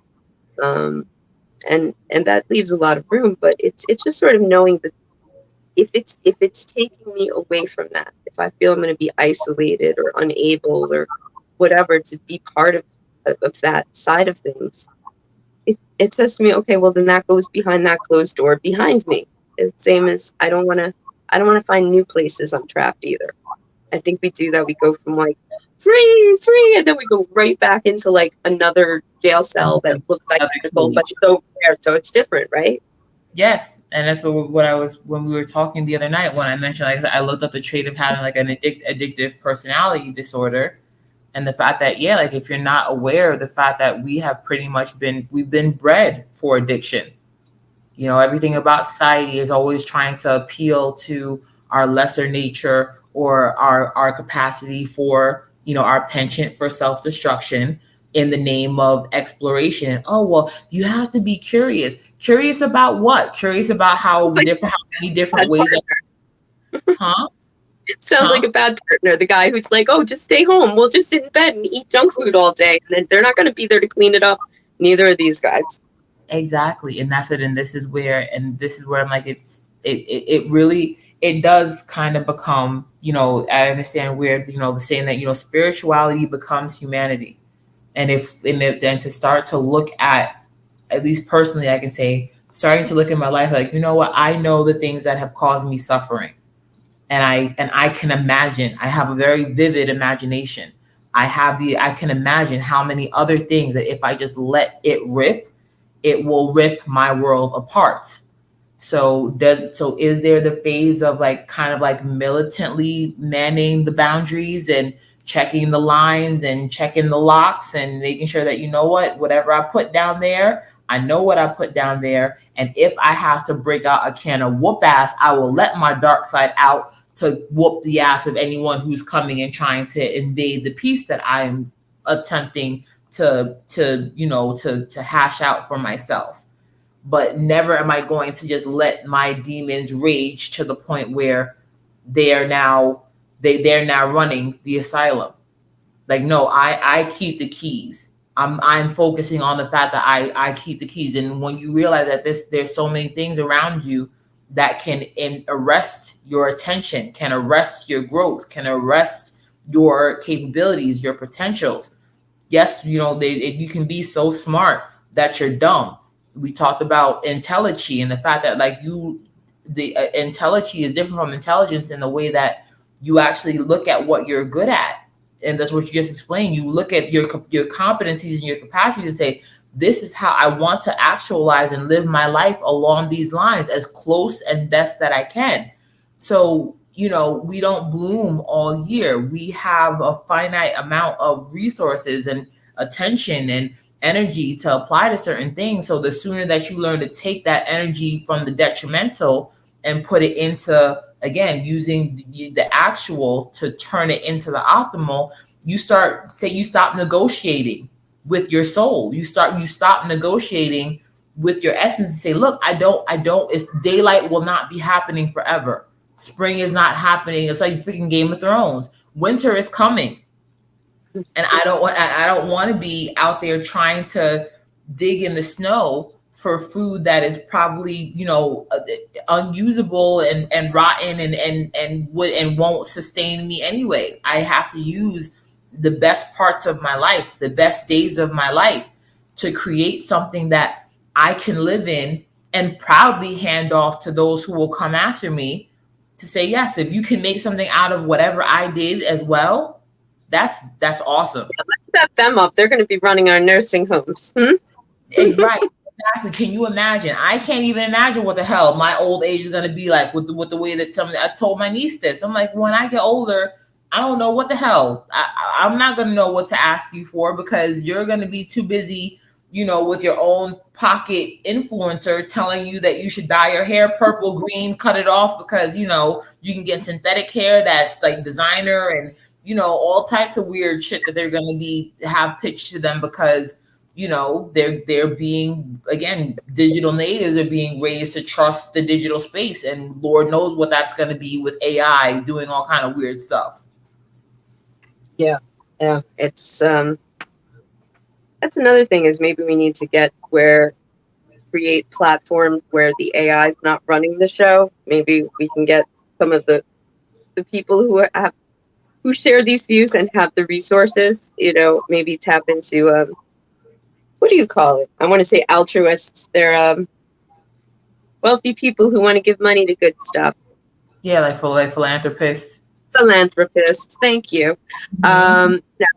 Tap into some of the philanthropy out there and be like, we want to build a platform that provides all that you can get through. I mean, I think we can technologically create a platform that allows to stream videos and sort of have some of the features that Facebook and Instagram offer, and some sort of messaging service built in, and say, but this can be, more for free speech. People have to buy in. They have to there's a certain amount of making sure that you're not just giving the black market a new playground, right?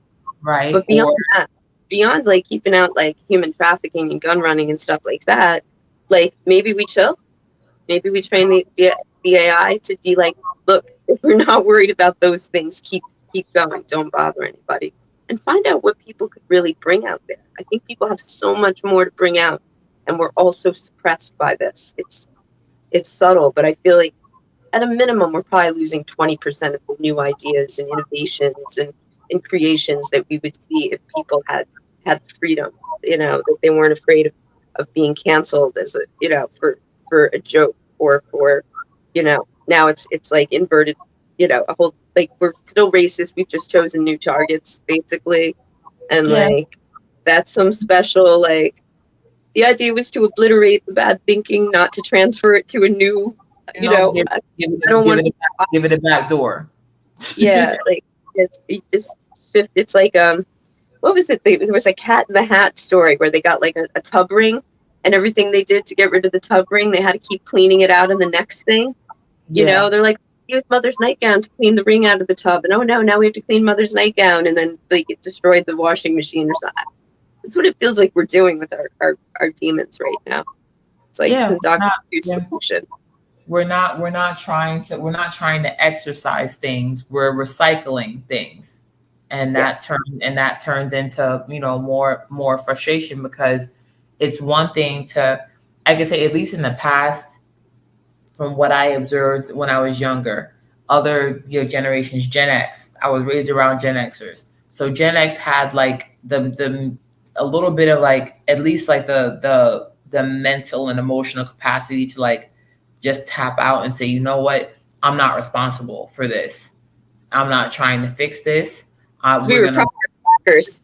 yeah, like, like we're like, yep, no, we're just gonna have that. We're just gonna walk around with our angst, and you don't have to try to understand us, because we don't want your understanding, because your understanding is just gonna turn into like ways that you can get money out of us. Like, that's what I got from Gen X, was like, we'll deal with like our emotional space of like, what the fuck, because you guys are not gonna give us anything but more what the fuck. We don't want it.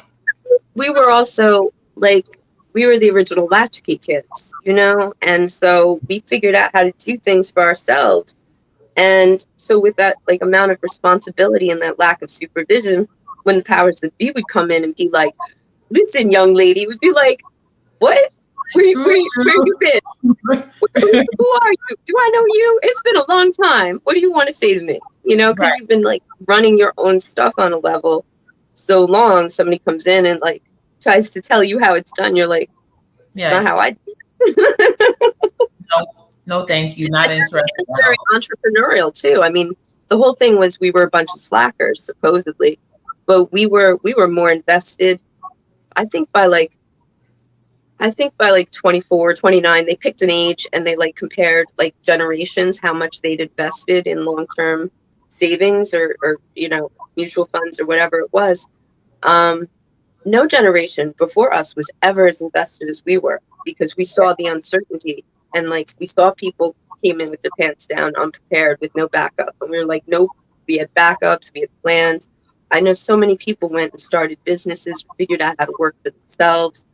It just so much that a lot of the .com boom was, Gen X getting out there and hustling, trying to see what we could do with it. And like, it's funny because then it was like, you slackers. I'm like, we're more in the street world than the generations before us were.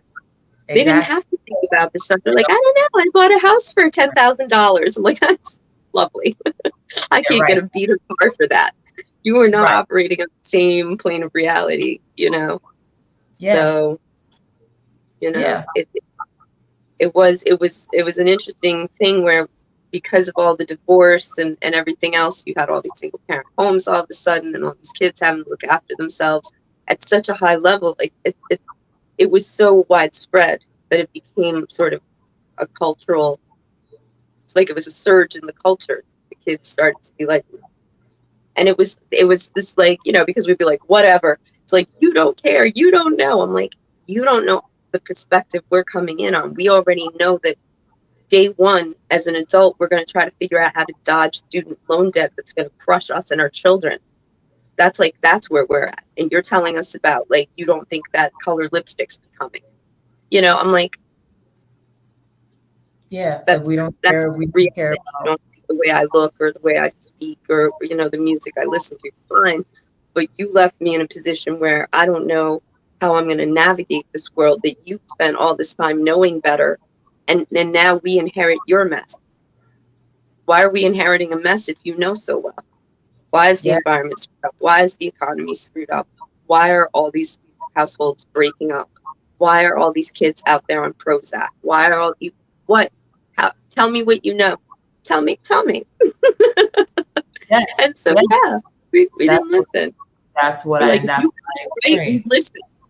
Yeah, that's what I experienced it from my aunts and my uncles. Like, yes, they had a certain level of, like, well, again, us being raised in the inner city, there's already that malaise of like, oh, the ideal and be optimistic. So we're kind of already like, the where for what?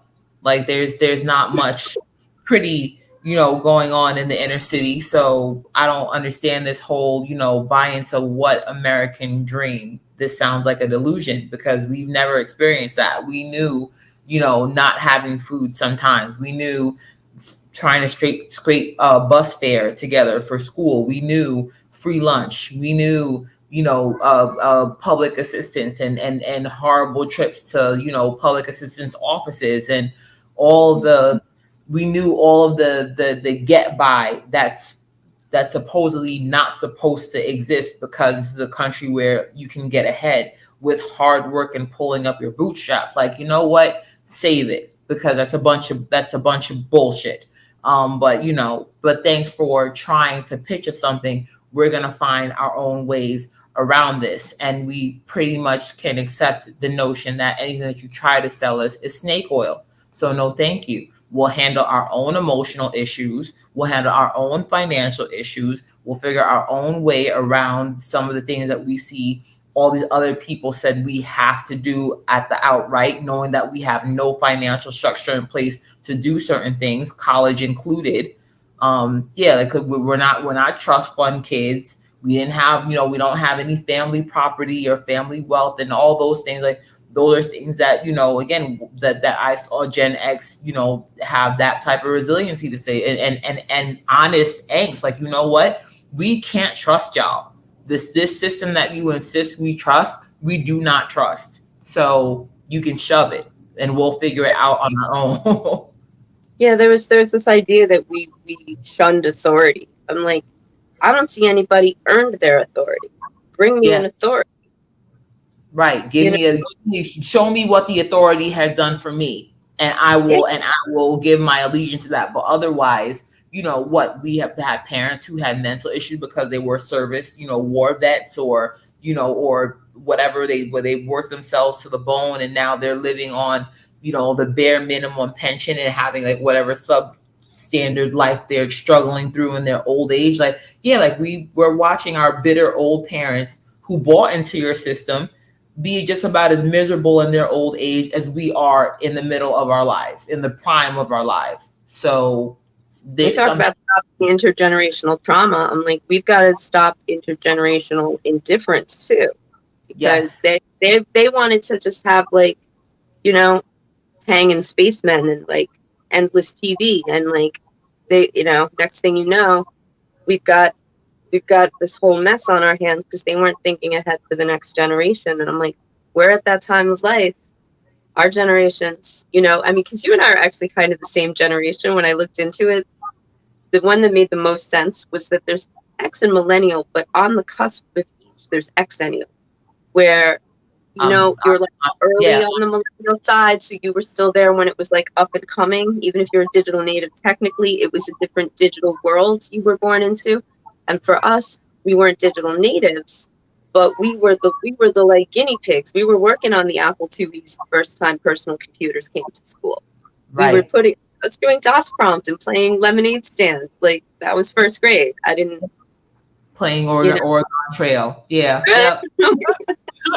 Yeah, so I was saying the cutoff is 81. I'm an 84 baby. So yeah, so I was growing up with Gen Xers. All of my older friends were Gen Xers. So it's not like I was growing up in a time where I was inept to understanding that there was just something incredibly wrong with everything. And so I did have a hard time relating. I think it kind of made it even a little bit more difficult. We discussed before of like being friends with kids who were like actually like allowed to be kids, because I'm Mhm. like, I came from a background where I was taught to look after other people before myself, because everybody was sad, everybody was suffering, everybody was going through some craziness at home with a parent that was dealing with, again, mental disintegration, or dealing with with substance issues or relationship issues, or none of us were sitting there living any kind of happy go lucky anything. It was like, yeah, no, we're just dealing with reality, and thankful that we're not dealing with some level of like other trauma or tragedy that we could be dealing with. Thank God we're here. Yeah. It seemed we were also exposed more to the big picture. I don't know, Yeah. you're talking, and I'm like, I remember, like, you finish everything on your plate, their children starving somewhere being like a normal refrain, because, like, you have to remember, yeah, you're right, I'm lucky I got the food. I may not be able to finish it, but I'm lucky I got it, Yes. and it would be like a lot more focus on, like, hey, aren't you happy you have what you have? And look at how hard it is for these people. Look how hard it is for these people. And you're like, oh yeah, there's a larger context. I'm not having a good time here, but, like, let me count my blessings, find a little gratitude, and stand on that before I make my next move.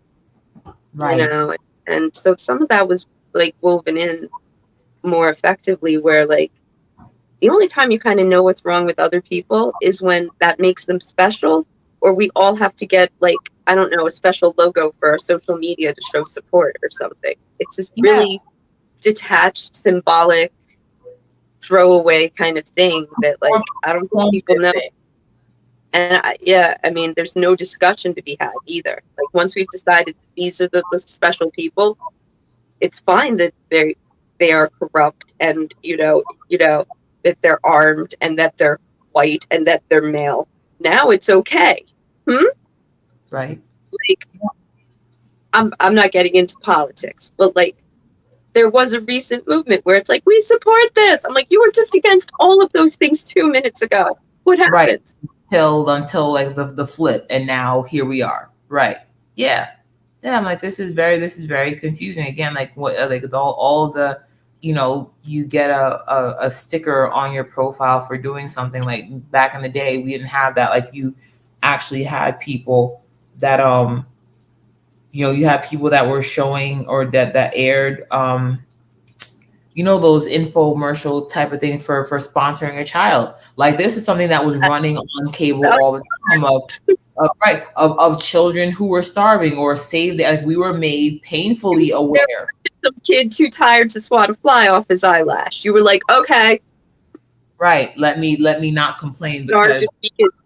yeah, let me not complain because I have sneakers from Payless, because I'm watching a little child on TV walk around, looking for a toy in trash. Yeah, So you so have text.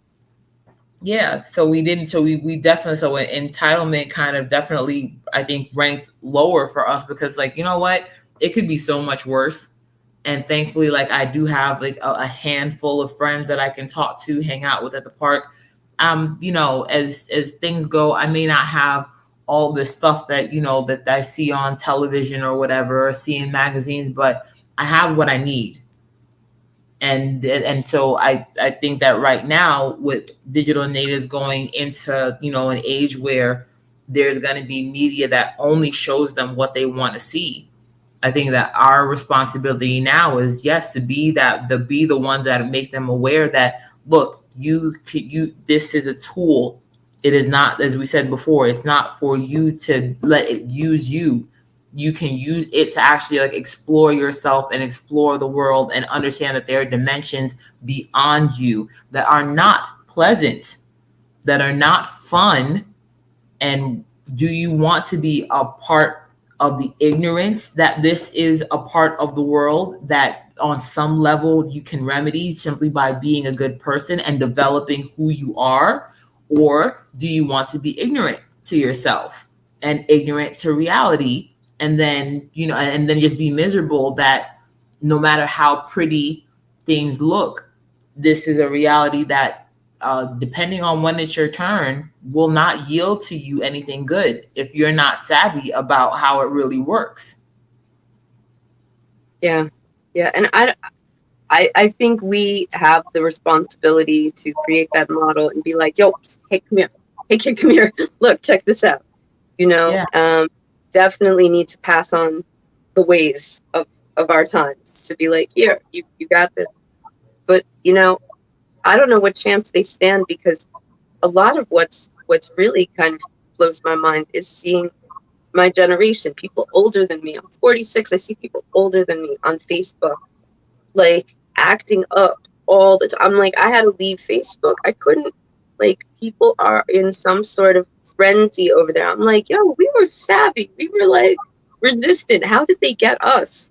How did they get Gen X? Because it's really, that's all Facebook is. It's like, it's middle-aged people and older, like fighting Yeah. about thing and posturing.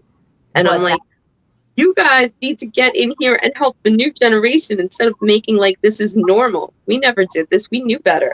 I don't know how we got sucked in. I mean, collectively, we as a generation, obviously, right. we're sitting outside of it. Like, But that's something that we talked about too. Like, remember, we were like, that unfortunately, with the way that reality is set up right now, there's again the constant ambient invitation to, yes, become some type of personality disorder, some to build some type of malignant perspective where, your generation had it all right, and now it's your time to live it up and be, and like Terrence McKenna said, demonstrate, neuropathy, and hate all things that are aging, including yourself. And so the be blasted to the other extreme of being extremely childish and living for yourself, and with as little social awareness of what matters, individually and collectively, to ensure that we develop again along any good lines, any wholesome lines that are viable and still bearing fruit for the next generation. It's like, no, now it's everybody's like malignantly about them and their good time. yeah, I don't know. I guess maybe we didn't have good role models for the long game. Maybe that was part of it, because maybe with all the, homes breaking up, we didn't have a good consistent image of like, what do adults do when they partner up in business and in home and family, and what do they Right. do in the long haul, and what does that look like down the road? Most of us didn't get to see down the road, before it started to unravel. And Right. like now we're at the stage where we're down the road, and we didn't have in-house role models for that. But I Right. would say that puts the responsibility on us to find the role models. I don't care if they're fictional or imaginary, or there's somebody, historical figure, somebody who, lives 2 blocks that way, whatever, find role models. Like, especially now that you can jump on and listen, I'm very selective, not just about filtering out, but trying to find the voices I want to bring in. I want to get the ideas and the messages fed into my stream that, when I'm pulling it up, it's useful, like positive direction toward healthy things that I can hang a hat on at the end of it, Right. rather than I'm going to argue with you over the latest political issue or the latest scandal or the latest, I don't know, a raising awareness campaign about whatever. Um, to say like, what, you got to kind of Indiana Jones that, like, you take out the one and you drop the other one in and hope you don't set the Temple of Doom rolling. But Yes. like, they got to figure that out, because I don't think the boomers are coming back to clean up their mess, right? No. Like, our parents aren't going to suddenly wake up and go, "Oh, you know what we forgot to do, children? We forgot to be good role models. Let's come and try now that you're middle aged and your kids are screwed up." Like, Yeah. it's not No. happening. It's Not there. happening. That's not going to happen. The fact that for those of us, there are for those that are out there who do have the capacity to say, "Hey, I recognize my hand in the dirty game. Let me do what I can to, again, be a voice." Whether, I'm just talking about the mistakes of my time and putting that out there, at least I'm not romanticizing my era, and I'm making the errors clear in hopes that those who want some context of how things were really going down, you can get something from what I'm sharing as to what not to do. That much it is possible, and I have experienced those who are older than me. The poet's house I used to go to back in Harlem is the Abiodun Oyewole from the Last Poets. And he talked about he was a vehemently would talk to us young people that came there to share our art in his home, and perform for him, to say that, there's like the civil rights movement wasn't all perfect. We weren't running around just like accomplishing things left and right and everybody was for the movement. There were times where we actually absolutely worked against the efforts of one another, and we got caught up in our own egos, smelling our own shit, and thought that we were doing it because we had a march or two. This is not new. So don't sit there and like idolize us like we had it all figured out. We did the best that we could with the information that we had at the time. But y'all young people have way more than we did, and you have way more social allowance than we were allotted at that time. So the burden, I know that you don't like it, but the burden falls to you guys to figure out how to use your art and your expression and your energy to be the counter culture to something that we've been fighting, but now y'all are fighting a different version of the same beast. And if y'all can't figure it out together, then then it's gonna fall on the even younger ones, and the even younger ones are gonna be even more distracted than y'all feel y'all are. So, and again, huh? And lo and behold, it's it wasn't anyone wrong. You look at people and they don't have the attention span. They don't have their skin's not thick enough to deal with the basic challenges of life. And I'm like, we've crippled people. We've just absolutely hobbled our own people again. Like, where is this come out if we don't? The few people who are like, oh wait, hold on, we need to take some responsibility and deal with this. Just start creating something that people can get around. Because when you get all the ideas together, just like the civil rights movement, people are going to have differing ideas. They're going to fragment. They're going to work against each other. But in that, there's going to be like movement toward something that's not this torpor to nowhere. Yeah. And they said it on top. I think that the biggest thing that, and this is where I say that I think the biggest thing that needs to happen now is communication, like a steady network of communication that breaks up this romanticizing or idealizing a past like we were sinless. Like we really have to start having the ugly conversations about the fact that, as much as everybody dreads to say it, like, I was wrong. Let's lay out all the ways that we were wrong. Because guess what? If we look at all the ways that we were wrong, how can we navigate away from this? But this whole not being able to have conversations about where things went left again, and dating, mating, relating, and family structure, and mate choosing, and work life imbalance, and so many in education, in how we manage money, and credit, and all these other things, how we mismanage resources that it's really out of whack the way that resources are. And I'm not looking for communism, but there's it's just disproportionate waste and like hoarding, like the wealthy are hoarding things that the whole populace need. And it's not simple. I said there are all kinds of empty houses here that people could be in. It is complicated. You do have to set up a system for finding out, like, the bank that owns that property will sign into the program, that we have the funding to give them some incentive to do that. There's some insurance, there's some incentive. Somebody has to man that. You have to get people to come and apply and clear certain standards. You can't have somebody who's got a mental illness that causes them to set places on fire in the program. You want to filter people out. There are some issues, but I'm like, if we were all kind of busy, somebody would be really good at figuring that out, and somebody else would be really good at going and trying to shake loose funding for it. Somebody else would be out there doing PR, like talking to the banks about, you guys should sign in on this. We'll have these houses occupied. And I mean, one incentive could simply be that they're occupied under supervision such that the pipes aren't freezing and like raccoons aren't living in the walls that you don't know about. And sometimes just having a property occupied keeps it like not needing repairs, not just deteriorating while it's empty. Because a lot Right. of these places sit empty year after year after year, just falling apart. And like you could have people running programs that you're not going to be able to show it during this time of year, which is usually the winter when conditions are most harsh. You could be bringing people into a program where they could get assigned to these empty places with the responsibility to care for them and maybe even improve them. And somebody like a group of people with those skills get together.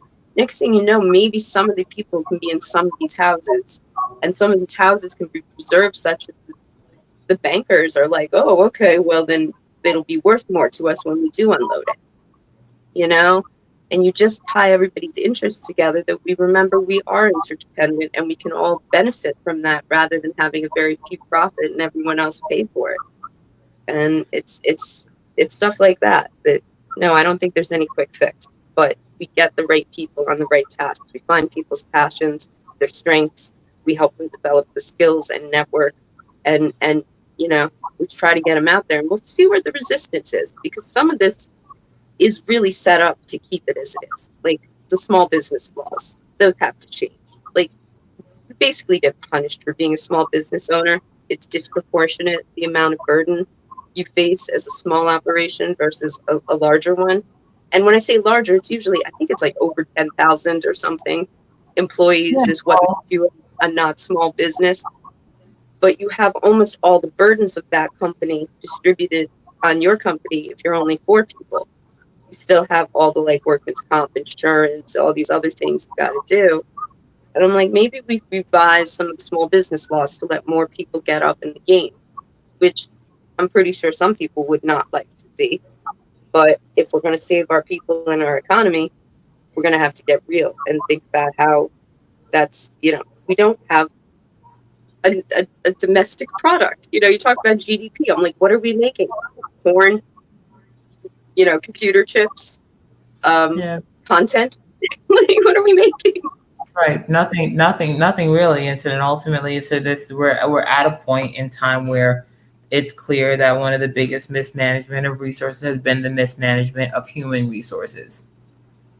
The fact that we this is a system that burns people out, that keeps people from again making their life anything meaningful to them, that they're not proud of how they're showing up, in a day on a daily basis, at the end making people feel impotent and and incompetent and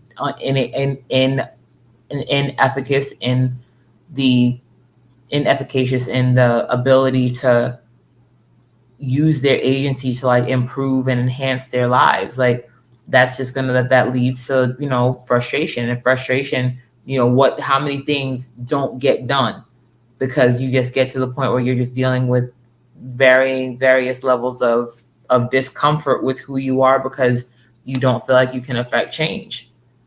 Like that's something that and that's something that we can explain to young people is you do not bloom all year. You grow to a certain point where you're in peak shape. You have your mental faculties are all there. Emotionally, you're a little bit more hopeful. You got a little less cynicism about life, and a little bit more energy to do more things. Don't waste this time finding addictions that you'll be digging yourself out of for the next decade of your life, between a cocktail of coffee, of caffeine, alcohol, and medication, to help you get some sense of self because you were not raised to know how to sense yourself. Yeah, yeah, and I think that's like that starts with school. I saw my kids being told like, you got to push through, you got to work hard, you got to do this thing. I'm like, they also have to sleep and breathe fresh air, and you're not giving them time to do that. Yeah. Like literally did not have time to get enough sleep according to what the pediatrician told me they needed. He's like, they need to be in bed at this time, getting this many hours. I'm like, They're the still at school the still has them at that hour. What am I supposed to do? yeah. Like still doing homework until that hour.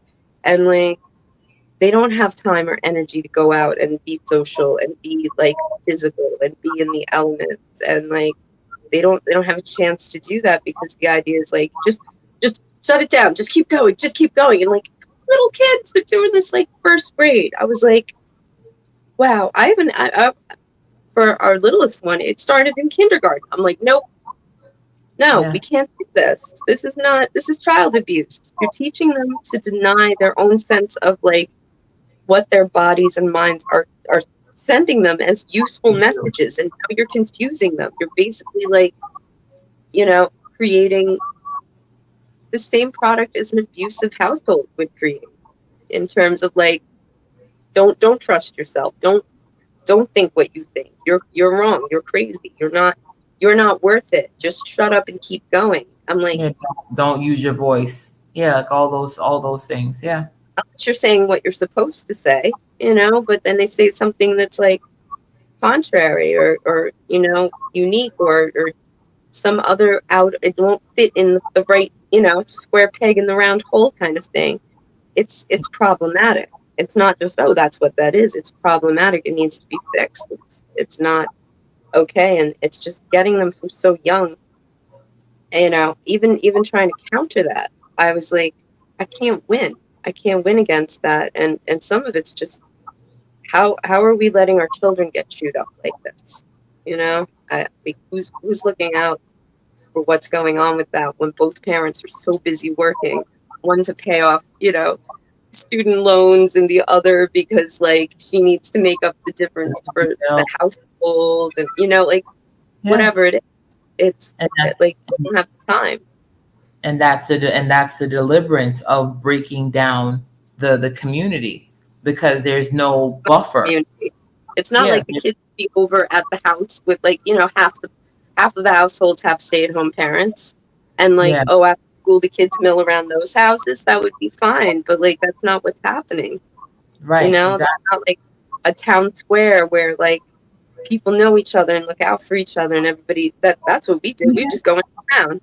Even if there were a few adults who are like, there's a common, back when I was younger in our projects, as crazy as the projects were, we still had community centers.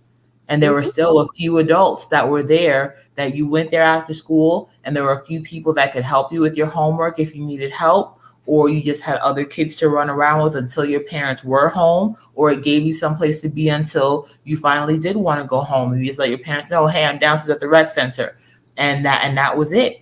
Just having a place to be with a few responsible adults who were paying attention to what the children were doing, who were staying aware of what was going on so that no one was being hurt, no one was doing anything crazy, no child was acting out on other children or bullying or other children, and Pick there up a was fight some. and get a band-aid. Right, exactly. That's about it. But otherwise, letting the children kind of do what children do and talk and play and naturally just be around one another, and that helped. I can't imagine how many children who at times didn't want to go home because of heaven knows what was going on in their home. Heaven knows who they had to go home to, or what babysitter's house that really shouldn't have been babysitting, considering what was going on in their home had going on that children wanted to avoid. So I'm a product of knowing that there's some things that were happening in my babysitter's home that made me not want to go to her house with her sons who she did not watch when they were around me, a little girl. So so it's little things like that make you understand that come back for me, that come back to my mind. Like, there has to be, again, a few adults who are finally like, look, these are the things that we know are gone awry. These are the ways that we can try to present some modicum of a difference and show that children the value of getting themselves together, of working together with other people, and getting and being in touch with your intuition enough to know who you can and can't work with, because it is very counterintuitive, the lies that they're subject to now. And it's an attempt at every turn to divorce yourself from your intuition and what feels, best or optimal for you. And who's stopping that when everyone is caught up in the same system. Yeah, we definitely need to have better guidance for ourselves and those who follow us, who will one day run our nursing homes, lest we forget. Yeah. Like, Yes. uh, Right.